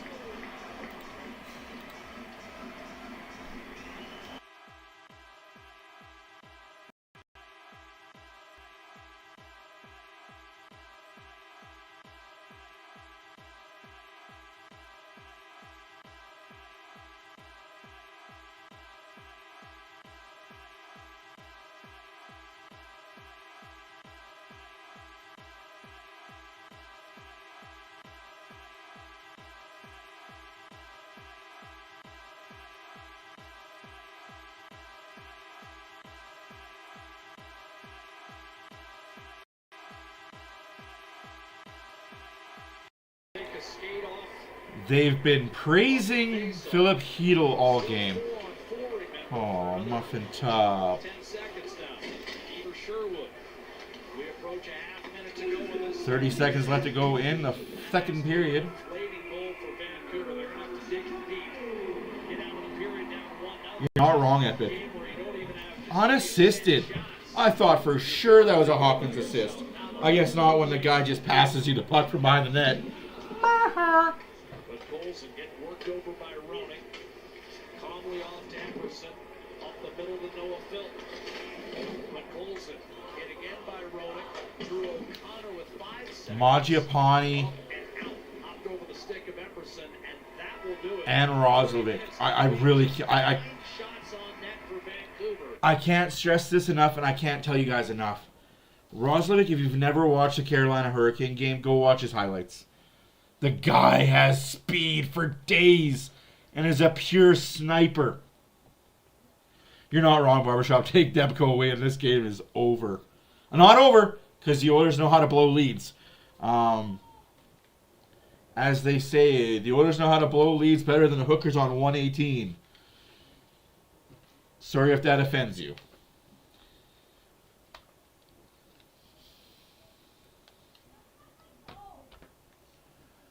All right. We're in second period of my game here. Real small out there, and so you gotta find ways to Jesus, create your Cassie space. Campbell, That's play. like huge shape right there, sending a message, trying to open up ice and open up space. Nobody wants to hear from you, Cassie. All right, let's see. Face off to my right. Good block. Oh, yeah. Get down, butterfly. Up. Good block. Keep that up, team. That's offside. Damn, that was offside. And we score from it. EA at its finest. That was offside. Oh, let's look at a replay on that one, folks. Lauren Dayar, his first goal this playoffs. That looked so offside. That was offside. Oh, damn. EA gave me a goal. I appreciate it. Thank you, EA. Up 3-1 now.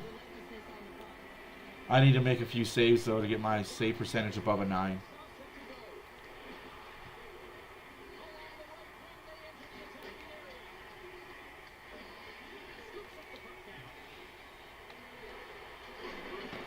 Oh, what a hit there.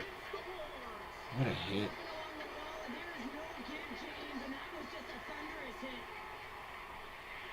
Let him shoot, boys. Thank you. Oh, good steal there, but I was there. Damn.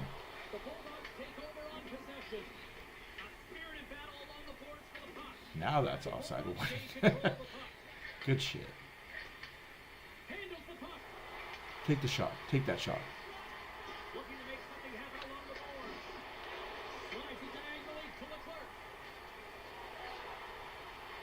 Well, that's... Oof! Blindside hit.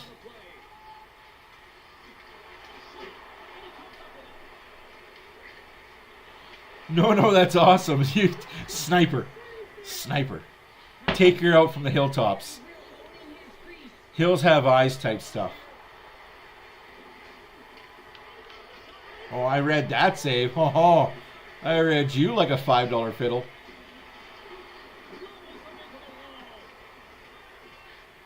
Champions League teams. To be honest, just give me half a second. I didn't get to choose who I played with or played against. When I won the World Junior Championship, they put me in the Champions League. So I'm kind of worried that I'm going to go through the WHL Memorial Cup next. I'll take that, thank you. Put it in the corner. In 4 minutes, I'll let you read the names and you can look them up. I'll do that now. I don't really have anything but time. the Odessan Bulldogs, and the Grenoble Brulus de Loups. So, yeah. If you've ever heard of these teams, I have not, but I know who he is. And I know who he is, and I know who he is. And that is all. Obviously, I know who I am. Who plays on their team that I might know?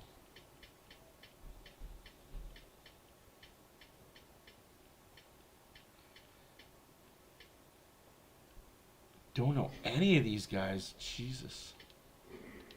It's crazy.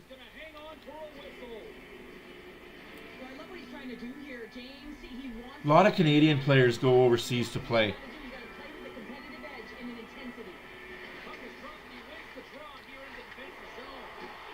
What a hit. What a clapper.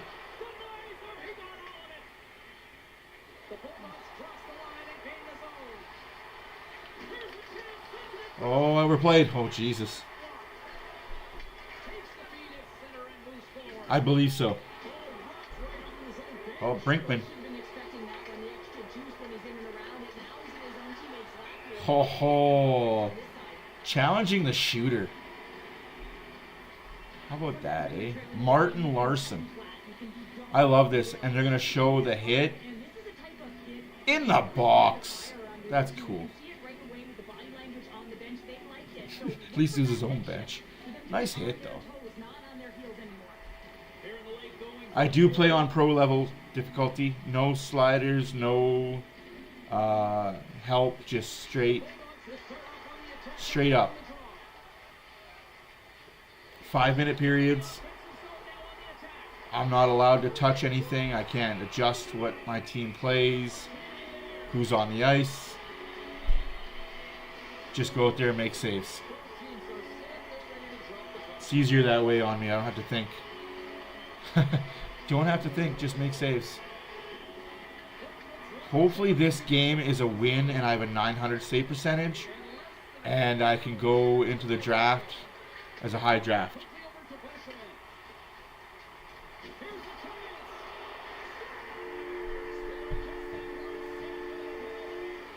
You're not wrong, Jay. Mangiapane. I feel bad for Arvidsson. Our system just didn't mesh well with Arvidsson. Jeff Skinner was never liked by the coach. Remember what I said about Francois Beauchemin? Look up his NHL stats if you guys are curious. Look up Francois Beauchemin for his stats in the NHL. You guys will be shocked by his career. 7 seconds. Don't give up a lead. Good. I just needed a save. Oof. They're going to show that hit again. Like, I thought they were going to show the hit again. What's my numbers at now? There we go, 929. Hey, put me in, coach. I'm better than Stuart Skinner. Yeah, Eric Cole, Jeff Skinner too. Yep.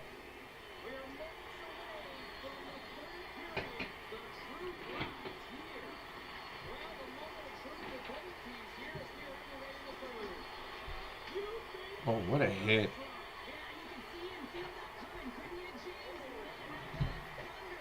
Okay, I just got to get through this period.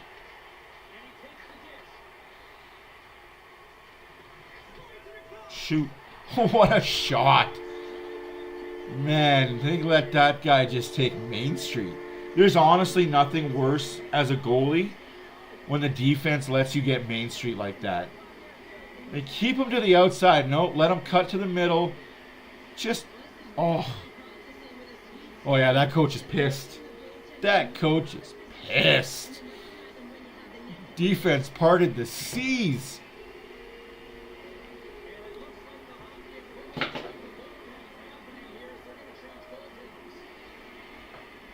Oh, change goaltenders. Okay, I got a joke for you guys. I'm going to write the joke in the chat.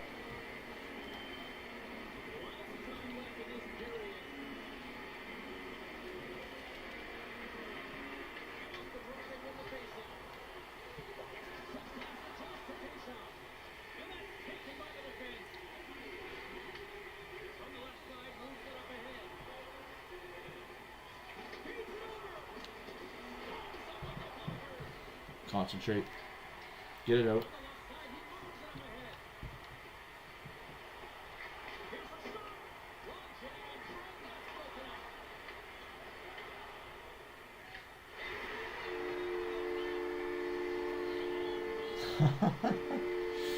Oh, that's an own goal.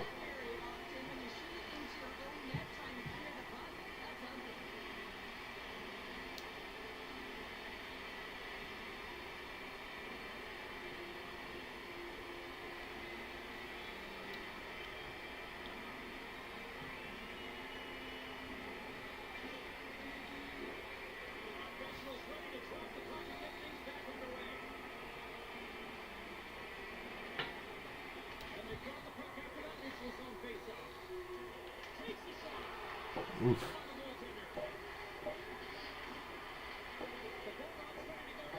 Yeah, I love that center field song.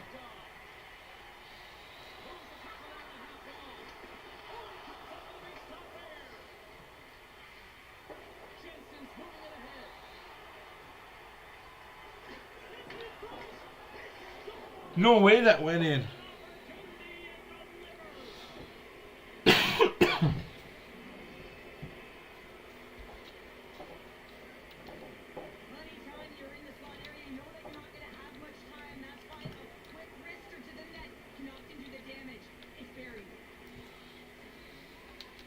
I need to make that save. Sorry, folks. That's very true, Jay. Then why was 10 so scared?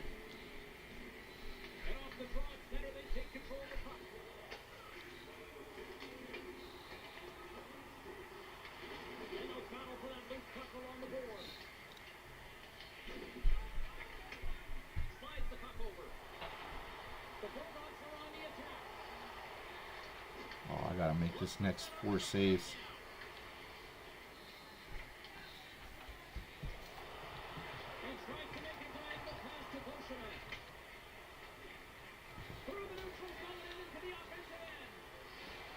Ooh. Hey, how's it going there, buddy? Oh, what a pass in front of the net.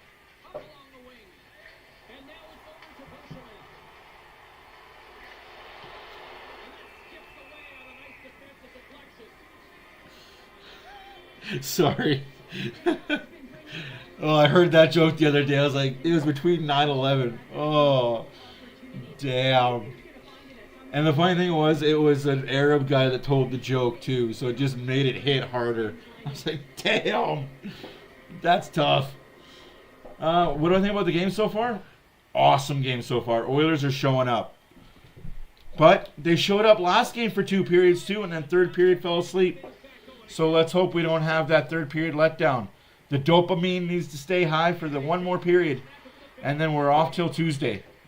We got a flight cross country, and we're off till Tuesday.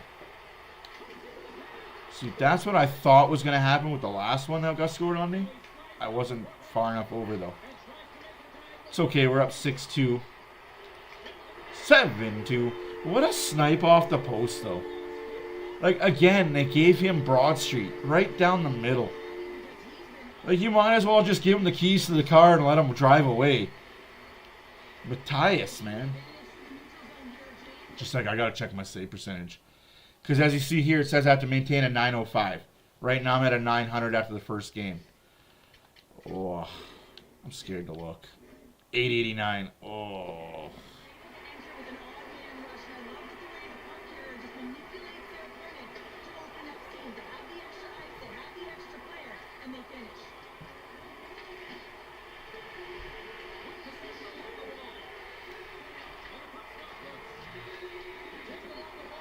I have not had a chance yet, but I will. I will go check them out right away here. Shit, I got time. I'll do that now.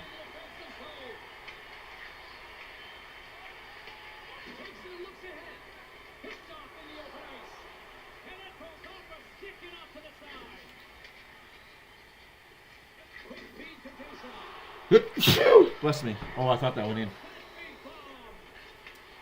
The goalie is okay? I hope so. We paid enough for him.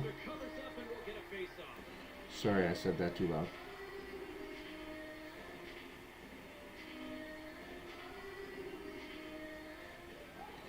6-7 loss, eh? Ouchies.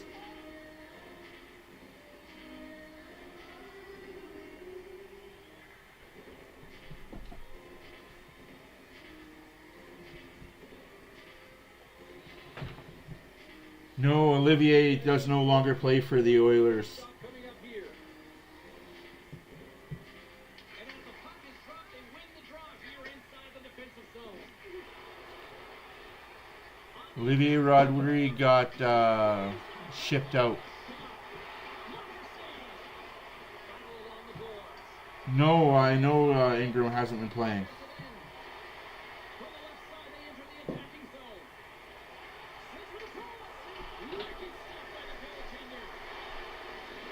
Nathaniel Day?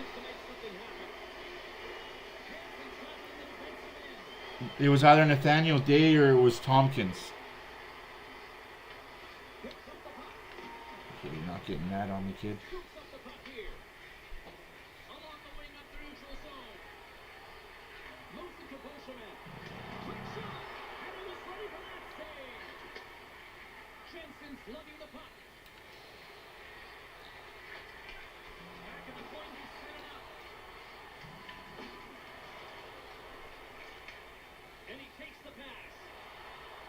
Tompkins.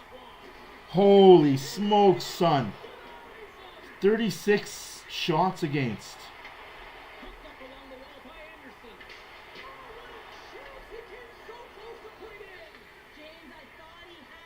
Yarventi with a 3-point game.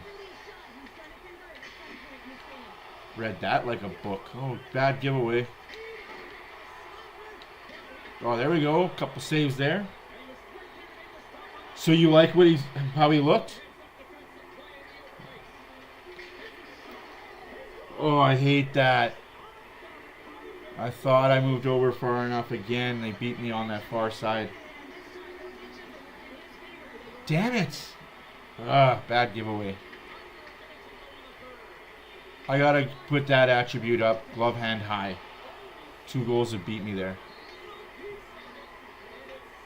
I don't know if that's going to be good enough for me to...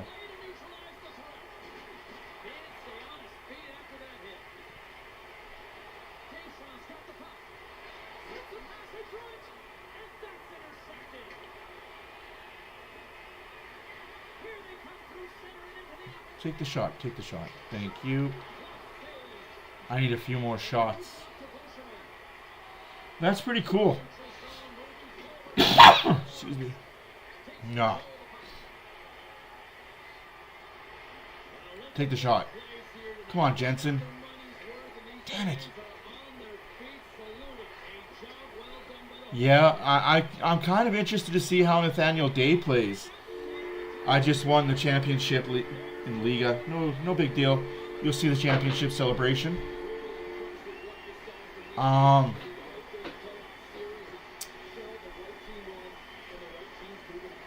So World Cup, World Junior gold medal, Liga championship team. What more do they want from me?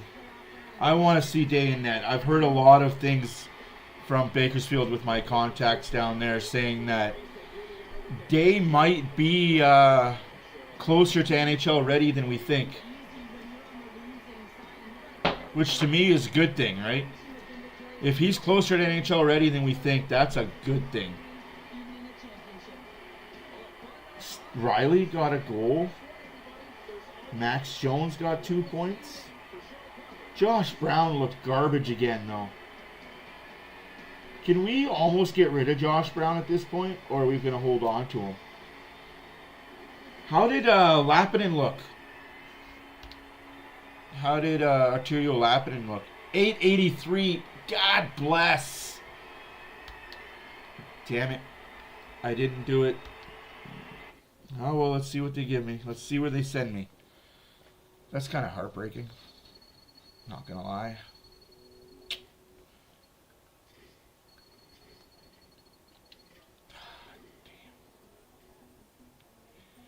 883 is not a... Oh, that wasn't even the final. That was just to advance to the next round. Oh, that hurts.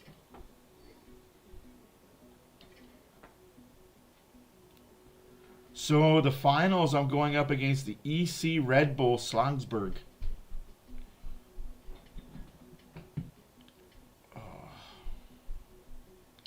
I gotta have perfect games here on out. No excuse.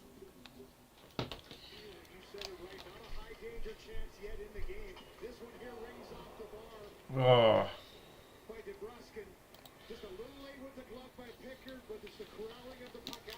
Vancouver scored a goal.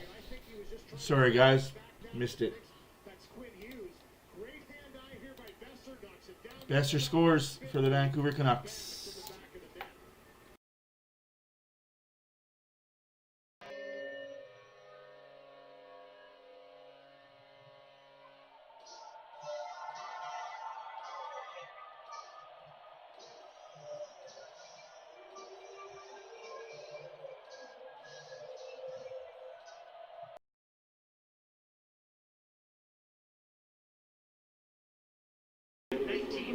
I guess it's the Oilers that don't know how to play third periods.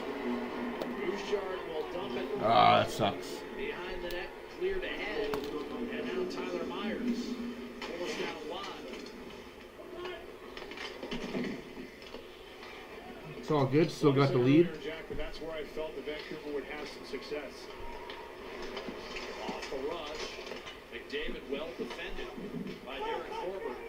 Hughes, by the way, with his first point of the season, did not factor in the scoring the other night. Here's Forbert to the net, denied by Pickard, and now all of a sudden, Vancouver finding holes in Edmonton's defense. The Oilers good luck. Shots against.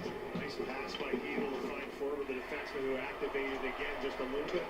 Sloppy picking up the transitional play. Edmonton got a little deep and bang.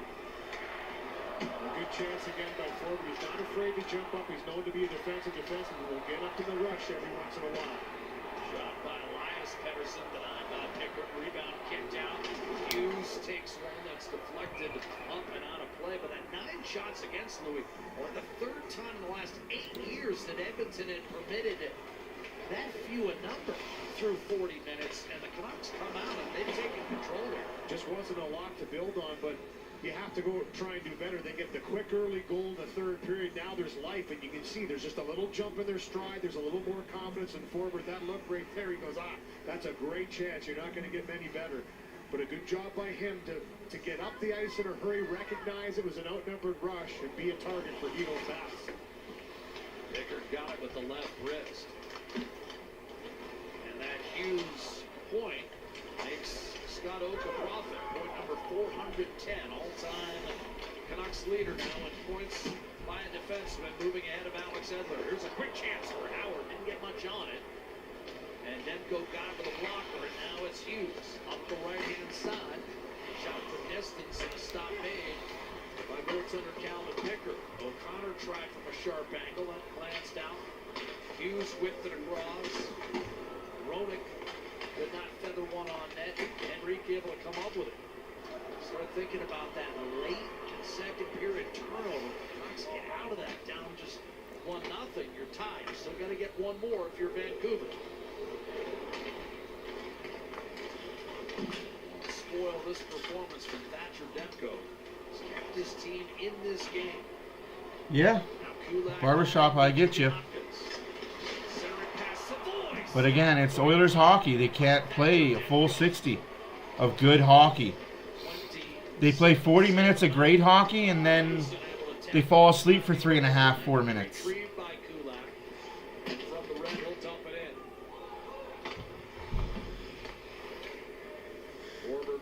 It over, gets it right back from Pettersson. They trade the puck one more time. Up the right-hand side for Besser, forced a play that wasn't there, and it's icing as a result against Vancouver. Some good chances off the rush, and when you get in deep, you know there's going to be a chance the other way. And this is Nugent Hopkins who just navigates through. Gives a nice pass wide. Mangiapane has just been so good with his speed getting down that left-hand side. He throws it right to Savoy. Again, another quick player that beats his man to that spot. Maybe a little too tight, similar to the chance he had in the first period. He had 2 whacks at it, but Demko got that left pad down quick. They really can, Epic. They really can't, and it's really freaking annoying. Like, figure it the frick out. By the way, if you're scoring at home, know someone who might be. Jake DeBrusk has been given a second assist on that scoring play. Oh, Jesus. Of course he has. It's a smile on my face. I bet it does, Louis. I bet it fucking does. Go be a Vancouver announcer. The period off. They need to go to work, and we talked about it earlier, Jack, for Vancouver. Get in zone, work off the cycle, get some shots into the traffic, good things will happen. Frederick to Ekholm. Hit by Myers. Frederick rejoins the fray. Now Draisaitl comes over with support. Frederick rolls out front. Stuffed by Demko. Rebound in the corner for Evander Kane. He'll turn and wedge one back through the middle. Ekholm up the front. It's the cigars and wine in the second intermission that Third period. affects this team so much. Shots thus far. It's the wine and cheese second intermission. Besser gets one to go. Gets 18 goals in 34 career games against the Oilers. Phil engaged with Ratu. Ratu trying to force it in front. Phil there to steal and get it out. Kane a quick chance, and that's towed aside. Philp with a bad giveaway there. And a big hit by Sherwood set a league record in that department last year. Piled up 4. Oh, Kapanen, you had Philp backdoor. Use your brain sense now. He was the first player in history to get to 400. And he's not going to pass on any hits. And he caught Cole's a pretty sturdy customer who can throw his weight around as well with a good pop there. Good clean. Ragulis played better this game, though. I'll give him credit for that. Last game, he was shaky as Rule up the right-hand side for Kapanen. grandpa with Tourette's, but Kicks it back, Regula. Off the he's gut. definitely played better this game. Isaac Howard trying to duck inside Elias Pettersson. That maneuver did not pan out. And it was brushed back to center by O'Connor. Anderson 14 and a half minutes left to go in the third period. 2-1 Edmonton. Shots are 31-14 Edmonton. puts it down low. Oilers are 0 for 3 on the power play. Vancouver's 0 for 1. Goal scored by Philip Magiapani. Vancouver answered in the third period with Brock Besser goal. Assists Kapanen, Podkolzin, Hughes, and DeBrusk. So no McDavid, no Draisaitl on the score sheet. That's a good time. Takes a bump from Pettersson. Howard trying to shake off O'Connor. Not out. Held in by Bouchard. He'll pound it down low. Pettersson behind the net for O'Connor. Breaks away from Nugent Hopkins. Flips it off the glass. Mid-air swipe by Mangiapane. Sends it back down low. You're absolutely not wrong, though. They need to play a third. Wake up and do a job. Henry line of Edmonton, something Edmonton built on. It's like the Alberta teachers. Go do your job. I respect you. I have all the respect in the world for you, but the longer you guys don't... 410 points now leads all-time franchise history with points by a defenseman overtaking Alex Edler and Scott Oak. Prognosticator said he most likely, it's a pretty good bet. I mean, it's a pretty safe bet. He was probably going to have it in this game or the next because he's one of those players that continues to generate offense. For that edge work and ability to move on that blue line and find plays. Last 4 years, 76, 92, 76, 60. Does that shock you? Here's a steal by Savoy. Off the draw, rolling to the net. The wrist shot cut off by Demko. Nice shot there by Savoy. Anderson formed it up the boards, held in by Ekholm. Now the Oilers trying to reassert control. Nugent Hopkins. It's a mean nothing stat. It doesn't matter if it was Picard or Skinner. It's a mean nothing stat. Icing call. Mangiapane then tried to center. When you only face 15, like let's say he faces 20 shots, Vancouver needed a clear and got which I doubt he'll get to. Bouchard will leave it for Matthias Ekholm. The Oilers Left-hand side doesn't escape. played better. Forced it down low to the And it goes back to what I've always said. They play better in front of Picard because they have to. and eventually the puck cleared back. And people hate when I say it. They play better in front of Picard because they have to. He's the Vancouver captain. Of course, one priority for the Canucks will be to get him a new deal at some point next summer. A lot of speculation about who's wanting to join his. You're still going to see Skinner and Ned on Tuesday. Well, you can put him right up there with valuable players to the team. I mean, amongst the elite in the league. So yeah, that'll be numero uno next offseason. Roenick one cross ice for Evander Kane. Rolled on net. A leave by Pickard for Darnell Nurse. Up the left-hand side, Connor McDavid. Streaks in. Kapanen going hard to the net. Took an invert high stick at live speed. They missed it. Well, no shit, they missed it. It's Draisaitl. Myers and McDavid. Myers is cross-checking McDavid. No call, A10? No call on that. Best player in the world getting cross-checked by a big Butte. No fucking call needed. Escapes that traffic with a dish to Regula. Drop for McDavid. One more cross-check for good measure by Myers to another player. Shifting his way around Sherwood, but he recovered it. Sherwood. What a joke. Free it up for a clear. You're a fucking joke, number 10. Good protection in the middle there by Vancouver up against the top line, who seemed to have that puck on a string in the offensive zone. Just would not let them penetrate and get to the middle. We talked about that as being one of the keys. This one looks like it went right over the glass. Myers got it on the heel of his stick as he was fed by the Dragon. Yeah, go to the box. Even McDavid's like, what the fuck are you watching, man?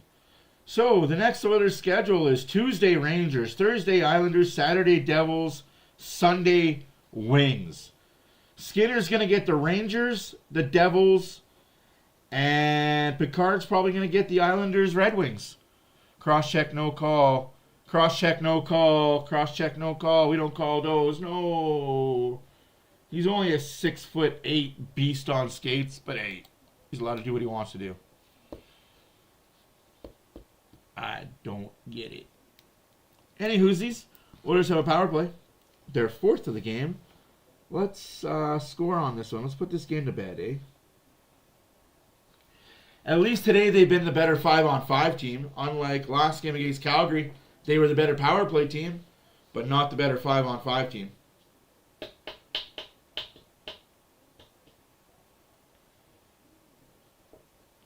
So, serious question for you guys, though. I really do have this serious question.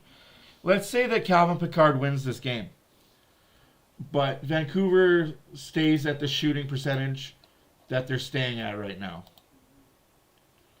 I don't need to know how to watch. I know how to watch these games. Let's just, for shits and giggles, because the actual save percentage for Stuart Skinner is .904, not .860, whatever it is. See, now McCart's at a .923. I like that save percentage. That is a good save percentage. Oh, went up to a .929 apparently. They added another shot with another save.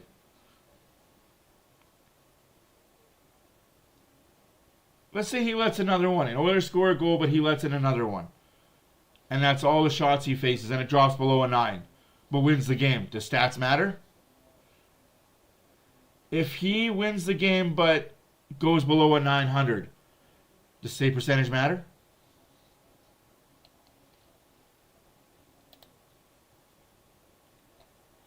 Oh, man.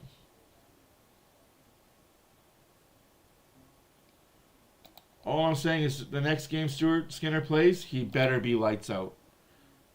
Like, no excuse, no even second guessing. He better be goalie of the game.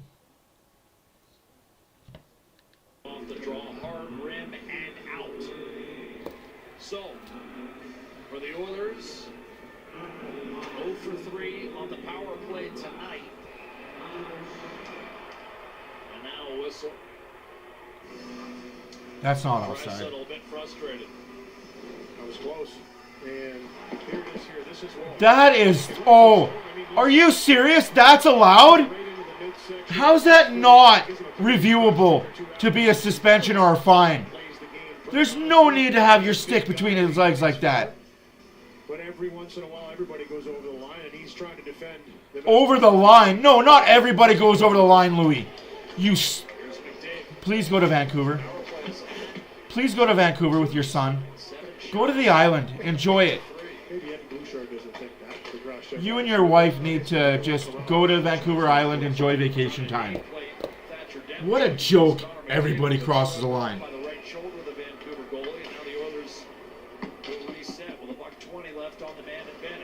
Wow. What a joke. I thought it was just a little cross check. I didn't realize it was a stick to the nuts. Pedersen reversed around and Will O'Connor with a shorthanded notion. What a joke. And then he defends it. What kind of an idiot defends that? Well, we've got the American League Championship Series set after a 15-inning classic. Seattle surviving Detroit. Seattle Mariners will not have their starting pitcher available until Game 3. Coverage getting underway 6:30 Eastern, 3:30 Pacific on Sportsnet. McDavid wins the face-off from Sherwood. Draisaitl will get it back from Bouchard. Drops it off for Nugent Hopkins. Angled back to Bouchard. No, exactly. Oilers looking for separation. Leading 2-1 midway through the third. Tomasha, Draisaitl, McDavid in front. Nugent Hopkins is available and lunging and pulling it in will be Thatcher Demko. You know what's funny? I'm going to give credit where credit is due. I don't know who said it on the MLB panel. Analytics works in a regular season. Analytics is awesome for 162 games, a big sample size. Analytics be thrown out the window come playoffs. Numbers don't matter. Playoffs is anything can happen on any given night. Analytics doesn't matter. In hockey, to me, analytics doesn't matter. And I will say that with my dying breath. Analytics doesn't matter in hockey. There's too many variables. Way too many variables. Draisaitl clears out the shrapnel, receives a pass in front, and that shot just sent wide. 23 seconds left to go on the power play. Garland doesn't have a stick now on top. Here's Bouchard lining it up. Nugent Hopkins, Draisaitl hits the side of the net. Now it's McDavid. Around Ratu. Draisaitl one-timer that was heading line. Yeah, this power play needs to be fixed. To Nugent Hopkins in front, drags, Ronan broken up, kept alive, back door. What a save! What a save by Demko.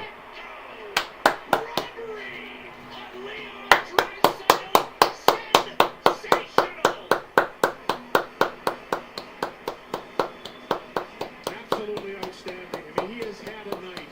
And he's the only reason, really, why this game's a one-goal game this late in the third period. Tons of action and traffic, and Draisaitl thinks he's got the wide open. What a save by Thatcher Demko. I can't even hate on it. That's unreal. That is unfreaking believable. What a save. I get it, Epic, but with what money? What money have the Oilers had the last 4 years to do that?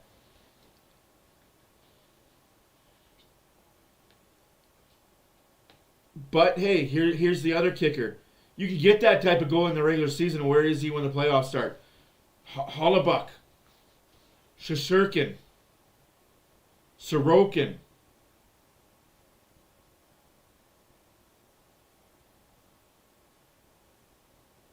Anderson. I'm just saying names that are top goalies in this league that don't have playoff success. You can have all the regular season success you want, right? But when it really matters most, I'm still taking Stuart Skinner.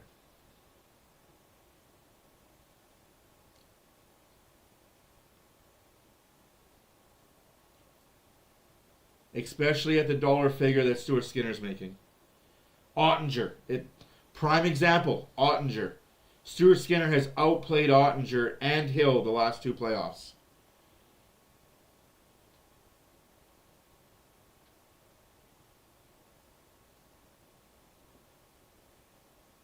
But yeah, I get it. That's why 82 games doesn't matter to me. I just... 82 games to me, 82 game regular season is just a dress rehearsal for the 26 playoff games that we're about to have. I know it means something to the Oilers. They want to finish first in the division. I understand it. I respect it. But as a fan, you've got to look at it. 82 games doesn't mean anything. You won't have to. Halfway through the year, he's going to get hurt. Draisaitl's average That's just Power play goals a year, the last 7. been the knock on him. That was going to be one. Here's a chance, and a backhander off the side of the net.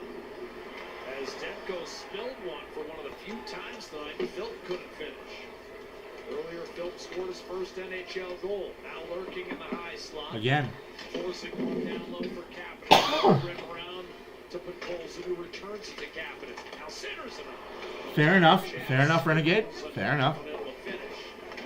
Carefully up the right-hand But I would still take our 2 goalie tandem over any other goalie tandem. Elias Pettersson. Brock Besser Especially at their price point. take over. Pettersson jumps up in the play. He's That's got offside. the with him, but it's offside with 8:04 remaining. And the Oilers holding a 2-1 And lead look, despite all the this lead. changes next year, guys. All this number talk changes next season. Because the Oilers are going to have $20 million to spend. Well, I'm calling it now. They'll have $25 million to spend on 2 forwards and 2 goalies. For the net. When it's about following up the shift. Before you One really good starter Lagermaki can shoot and an okay backup. off the Or they could just call up Nathaniel Day or Ingram or Tomasak. now it's Myers. It was on. It wasn't accurate enough, so I thought I'd give a shot meter a try. Again, cancel them out. So this is the shot on the left side of the screen. It's all about the shots Lopsided and where the shots are coming from still better for both teams. Oilers are on the bottom, Vancouver's on the top, live. thanks. Updates live. I don't have to refresh the page. I don't even have to think about it. And then obviously you got the NHL ice. Shot in by Grady and Sherwood. Nullified by Epperson. Takes a pass from Kuzma. Excuse me. His forehand, Savoy turned it over, and Baines didn't do much with it. I can bring it back if you want. Having been raced by Kulak, Savoy left wing. His wrist shot off the rush. Deflected off the plexi. And now we'll wrap up in the corner. Nugent Hopkins and Savoy trying to stymie Vancouver, but here's a breakout. Ratu deliberately shoots it on the corner board. I know how much he's asking for. Jam it back to the half. smart play to try it. It just took a real funny care of one. There's 2 numbers he's going to be asking for, Buildings have different bounces, but he depending on how the year goes. off the end wall. It would have been a great aim. It just bounced the wrong way. I'm going to play the devil's advocate. The Oilers don't win the cup. He was trying They don't go far in the playoffs, and it's his fault. We've heard The number is going to be $3 million. Calvin Pickard's hockey set is an example right there. Frederick out there with McDavid and Drysdale. 3 years, Oilers $3 million per year. Kane off to Myers. His shot. Now, Pinball directly. I'm going to play the devil's advocate again. And he was chopped down. That's an offensive zone penalty. Power play coming up for the Oilers. Got to fucking score on this, The though. second period and an ill-timed stick infraction here late in the third. Yeah, tough one to take right now. You're trying to generate some offense. They Now, can't- here's the number if the Oilers win the cup, and it's because of Stuart Skinner being a top goalie or being the starter, period. Or as people say, we won the cup despite him. If Stuart Skinner is in net when the Oilers raise the cup, he's going to ask for $8 million at 7 years.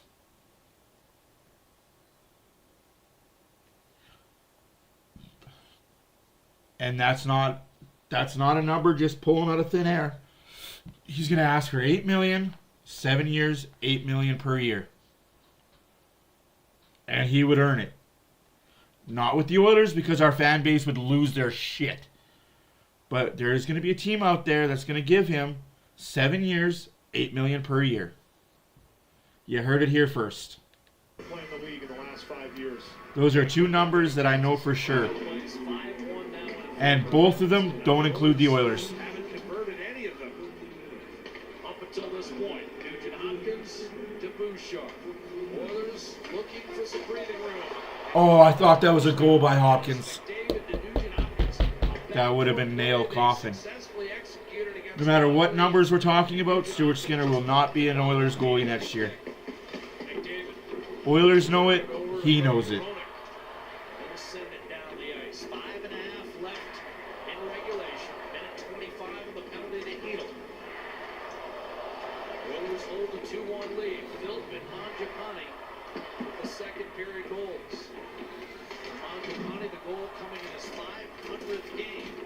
That's exactly what I said. He wins the cup, he's going to ask for $8 million for 7 years. He doesn't, it's $3 million for 3 years.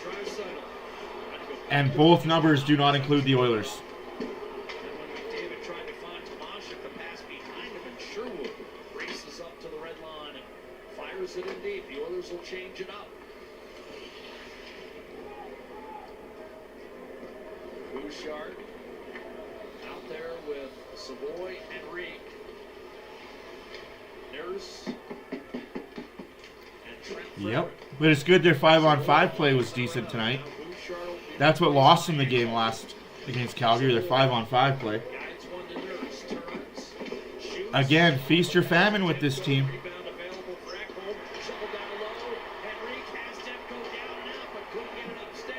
Myers, 2 cross checks again. You really love that stick work with your fucking cross checks, eh, kid? What a joke. I can't wait till the next game where Tyler Myers gets a punch in the mouth. Oh, wait, he won't fight. Shoot it in. Just one shot for the Oilers on the power play. 4 minutes remain in the hockey game. 2-1 Edmonton.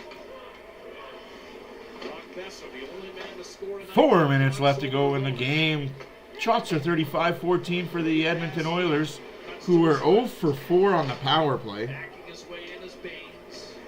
Regula recovers the puck for Edmonton. Smart play up the middle for Phil. On to Podkolzin. Did not reach. And that's icy against the Oilers. Against the Oilers with 3.5 to go. And another kill for the Vancouver Canucks. Some quality chances on this power play for Edmonton. Again, not able to convert. We saw this, as you said, Thursday. It was Draisaitl down low that made the pass across the Nugent Hopkins. This time it's Connor McDavid. And this one just eludes the side of the net as Nugent Hopkins knows he has to elevate it into a good battle here by Henry to get 1-2 chops. And big time. I agree, Renegade, I agree. He needs to go to a place that is not in the limelight. Shut up, Kane. I mean, what do you want? Your team hasn't got the call for cross-checks all game long. Guys out there chopping wood. How much wood would a chuck wood if woodchuck could chuck wood? Oh, Kane just obliterates Regula.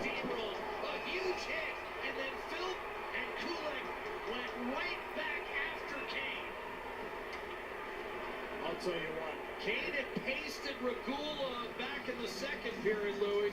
He wasn't happy. There was no call on the play. He felt a high stick right. I love to see it from Kane, but god damn, man, control your temper. Absolutely obliterates Regula here, who you're right has been on the receiving end. This Power play coming up for Vancouver. I mean, this is as hard of a hit as you're going to see in the National Hockey League. Regula's just taking his time.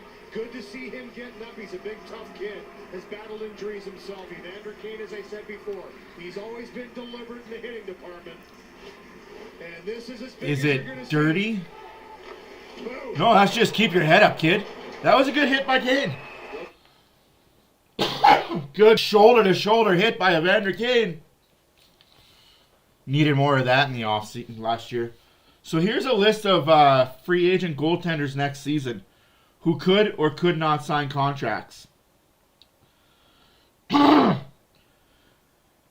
Shesterkin, Robin Lehner, Linus Ullmark, UC Saros, Aiden Hill, Jake Allen, Frederick Anderson, Vanek Vanacek, Anton Forsberg, Kiel Valimaka, Marc-Andre Fleury, Mackenzie Blackwood, Dan Vladar,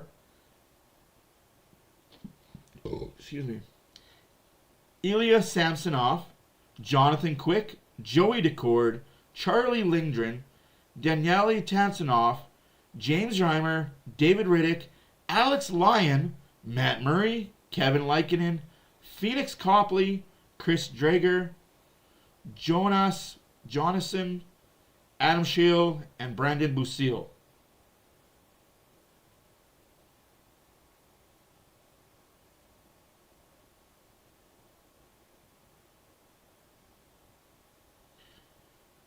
Of all those names that I just mentioned,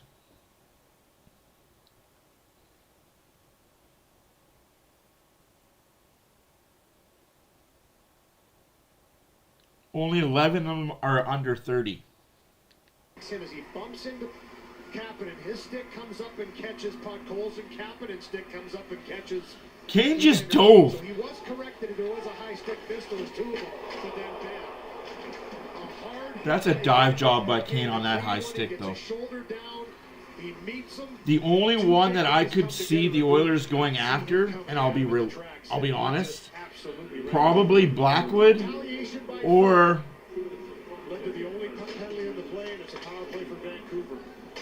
Valimaka from Utah. That's a change from years past. Change employed by Mark Stewart. I'm not going to bet my house because I'll lose that bet. 2.5 minutes left to go in the third period. Minute and a half left to go in the power play for Vancouver. 2-1 Edmonton. Shots are 14-35 for the Oilers. This is a big kill in this game right here for the Oilers. You kill this, you got the mo, you can kill the clock, kill the game, win it. You get scored on here. Smashes once more than any painful block shot. Nurse is down, and that one stung him. Did it get him in the small of the back, Louis? Ouch, that looked like it hurt. Good block by Nurse, though. Yeah, he's reaching back right now, feeling right in the small of the back or in the left area. I don't know if that's kidney back there or whatnot, but you're right. Not a great 6-5 San Jose over Anaheim. 1-1 Seattle, Vegas. Both late in the third period.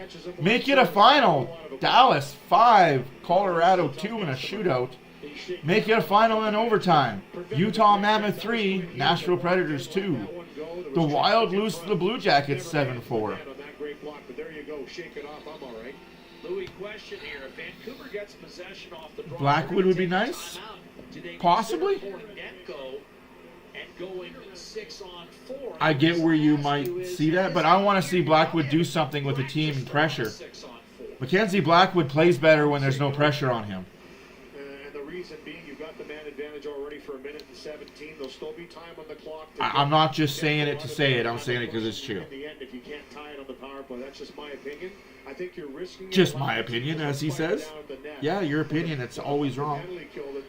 I wouldn't mind Samsonov coming to Edmonton. That would be a good pickup. Or one of the two Utah Mammoth goalies, Vanacek and Valmaki. Both of them are unrestricted free agents next year. Both 29. So keep an eye on Utah. Yep. Regula's out for the rest of the game. Regula's gone for the rest of the game. Awesome. Good hit by... Good clean hit. Cannot say anything negative about that hit. Good clean hit and good... What a... Besser misses the net. Oi, empty net. Not wrong there. Not wrong there. Here's Kane. Stick exploded on Evander Kane. He doesn't have a stick available. Henderson calmly across to Roenick, then downloaded to Bruss. That allows Kane to get a new stick. Besser had it taken from him by Draisaitl. Net empty. He lobs it ahead, allowing McDavid to try to skate into it, but Hughes using... That's interference there, non-call. Vancouver getting away with a few things right now.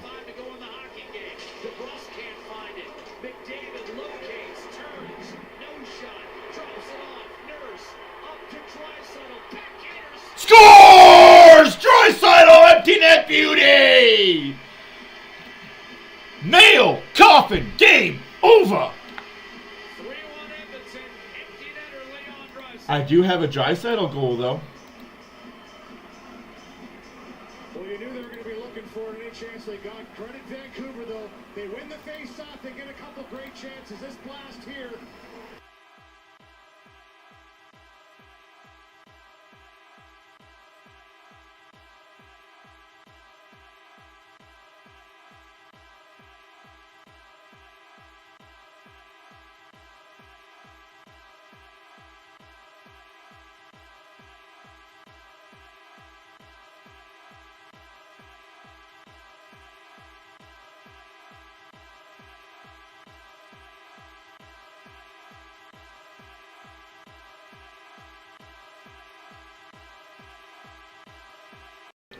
That had nothing to do with Picard, man. I hate to tell you, that had nothing to do with Picard. Besser missed the empty net. Had Besser not missed the empty net, that goal doesn't go in. And I'm not saying to be an asshole. I'm happy for Picard. I'm very glad that an Oiler goalie won a game. But that had nothing to do with Calvin Picard. He's faced 14 shots. I honestly wish the Oilers played like this in front of Skinner. But if wish and buts were tits and nuts, right? So Demko's going to stay out there for now. But we're going to hear it till Tuesday. Play Picard, play Picard. He's the new starter. And of course, the Canucks have to win the draw to get Demko. Thank you, Northern. Out there, but off the draw indeed. Vancouver gains empty net again. Go to the bench. Pedersen sprints in. Now Phillips out of the box. High up near the right shoulder. Pickard got a piece of that bid for Pedersen. And we're down to a minute to play in regulation. Jesus. Again. Rocking out of play on a deflection with 53 seconds to go. Hey. If Knobloch wants to run with Picard until he gets tired, go nuts. But it's not going to do him any good. I'm happy for him. When an Oiler goalie wins, we all win. I don't care who's in net. I don't care if it's the Zamboni driver from St. Albert. Or the kid from the U of A. If an Oiler wins, Oiler goalie wins. I am okay with it. That's going to be intercepted by Besser. Off to Hedel. But this has been all Edmonton all game. Pedersen. Drive by Hughes. Blocked by Kapanen. Blocked by Kapanen. Try to shake that one off. Quickly Besser to Pedersen. Across. Roenick has to hurry. Dribbler toward the front of the net. Broken up. 20 seconds to go. The Oilers are going to hang on and win this hockey game. Centering pass off the skate of Besser. Roenick tried to twist it back to the point. 10 seconds remain. Besser getting worked over by Nurse. Trying to feed the net front. Pitchfork down by Nugent Hopkins. It'll die near the goal line, and the Canucks will let the time run out. Final score, Edmonton 3.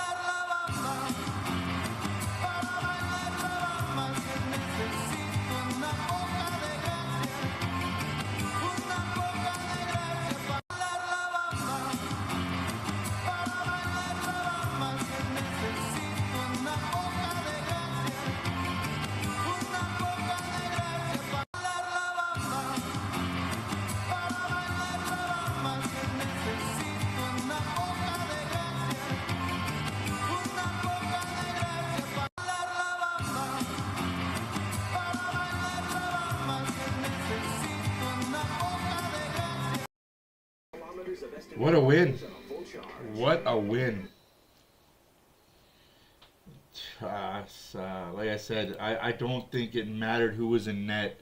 I'm just going to show you guys something. What is the biggest difference you see in the numbers?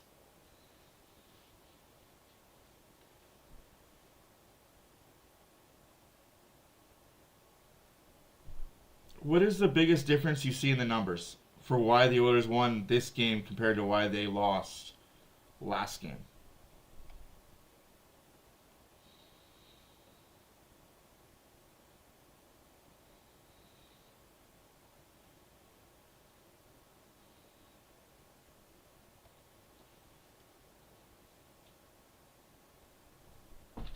Well, yeah, that. Shots matter. But so does this little number right there, face-off percentage.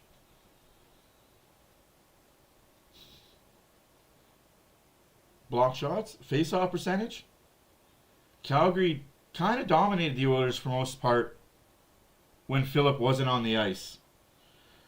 Noah Philp was the Oilers' best face-off guy. I'm sorry, but Noah Philp can't be your best face-off guy. I love Noah Philp to death, but he cannot be the best guy taking face-offs in a game. I can't wait till Tuesday, guys. I can't wait for the discussions tomorrow and Monday. I know it's Thanksgiving. Enjoy your Thanksgiving. We're going to hear all about it. It's going to be... Who's starting goalie on Tuesday? Pay attention to practice on Monday. I will let you guys know Monday who the starting goalie will be on Tuesday. Like I did if you guys follow me on TikTok. I called who would be the starting goalie. I got it out of the way yesterday. I said, just a heads up, guys. If you see Picard in net, don't be shocked. We play the New York Rangers on Tuesday. The New York Islanders on Thursday. The New Jersey Devils on Saturday. And on Sunday, we play the Detroit Red Wings, all on the road. So yeah, enjoy that. Enjoy your East Coast trip. Oh, you didn't know? Your ass better call somebody. Now, all games are 5 o'clock. No, the weekend games. Weekend games are 1 o'clock. Start times. Sorry, guys. I almost lied to you, and I don't want to do that. The weekend games are 1 o'clock start times. Yeah, I didn't stutter. Matinee games. If you guys like matinee games, show up, because it's going to be fun. 5 o'clock against the Rangers, 5:30 against the Islanders, 1:30 against the Devils, 1 o'clock against the Wings. Then we play again on Tuesday against Ottawa, at home against Montreal, on the road Saturday, Sunday against Seattle, Vancouver, at home against Utah, and then to finish off the month of October, we're at home against the Rangers.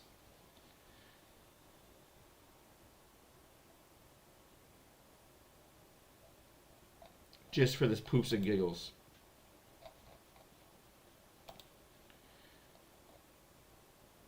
And then we got a nice little back-to-back next month on November 3rd and 4th, 12th and 13th, 19th and 20th. Lots of back-to-backs in November, folks, and all of them are on the road. St. Louis, Dallas, Philly, Columbus, Washington, Tampa. Ugh. But we're not the only team that deals with it because of a 3-week break in February for the Olympics. November is our month of hell. Hey guys, my name's Matt for OilersFanReaction. Thanks for stopping by and saying hi.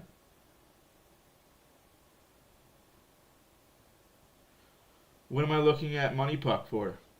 What? Look at Money Puck? For what, my friend? What am I looking there for?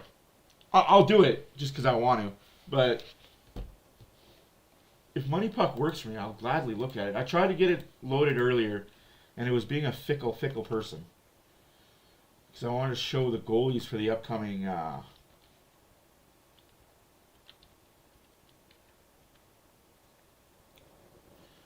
Oh, you want... Okay, yeah, okay. I'll look at Money Puck. I know why. I forgot about this. I forgot. You know what? I'm going to do this next stream for you guys. I'm going to have Money Puck up as well as... So yeah, here's the money puck deserved to win a meter. They had the Oilers winning 87%. Guys, I wonder. Stick with me here. My ADHD brain just kicked in. Sorry, I wonder. Get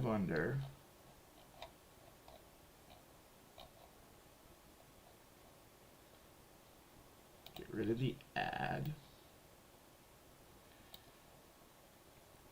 So I wonder if I did that. And yeah.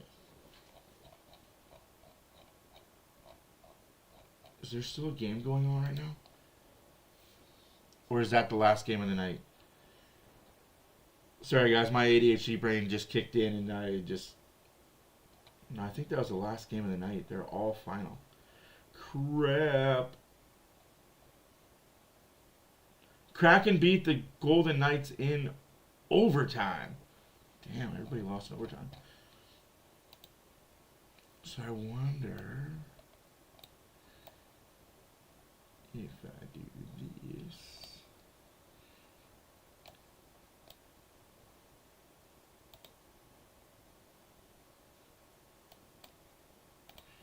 See, this is how my brain works. You guys give me an idea and then my brain just goes, hey, okay, that sounds like a good idea. Let me see if I can make it work.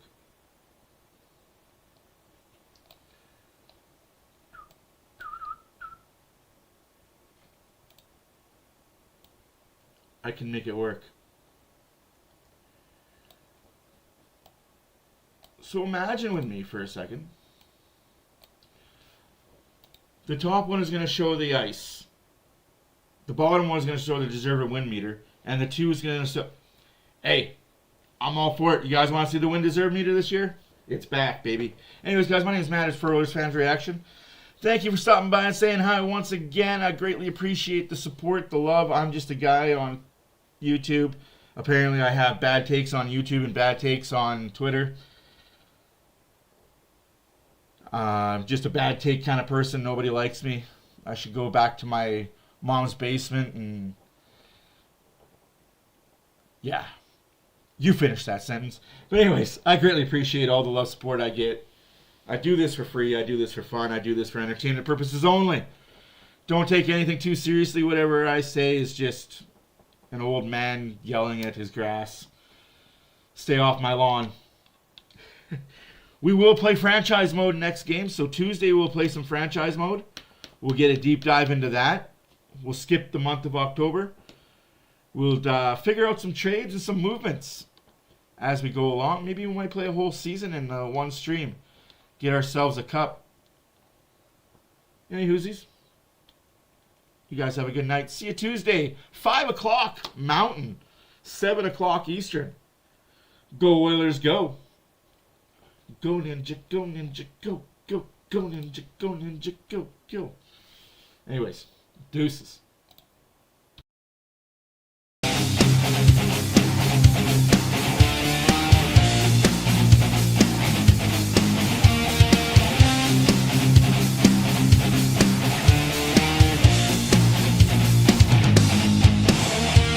Thank you for watching this live broadcast. My name is Matt for OilersFanReaction. Greatly appreciate you for stopping by. If it's the first time you've been here, please hit the subscribe button, push the like button, tell all your friends.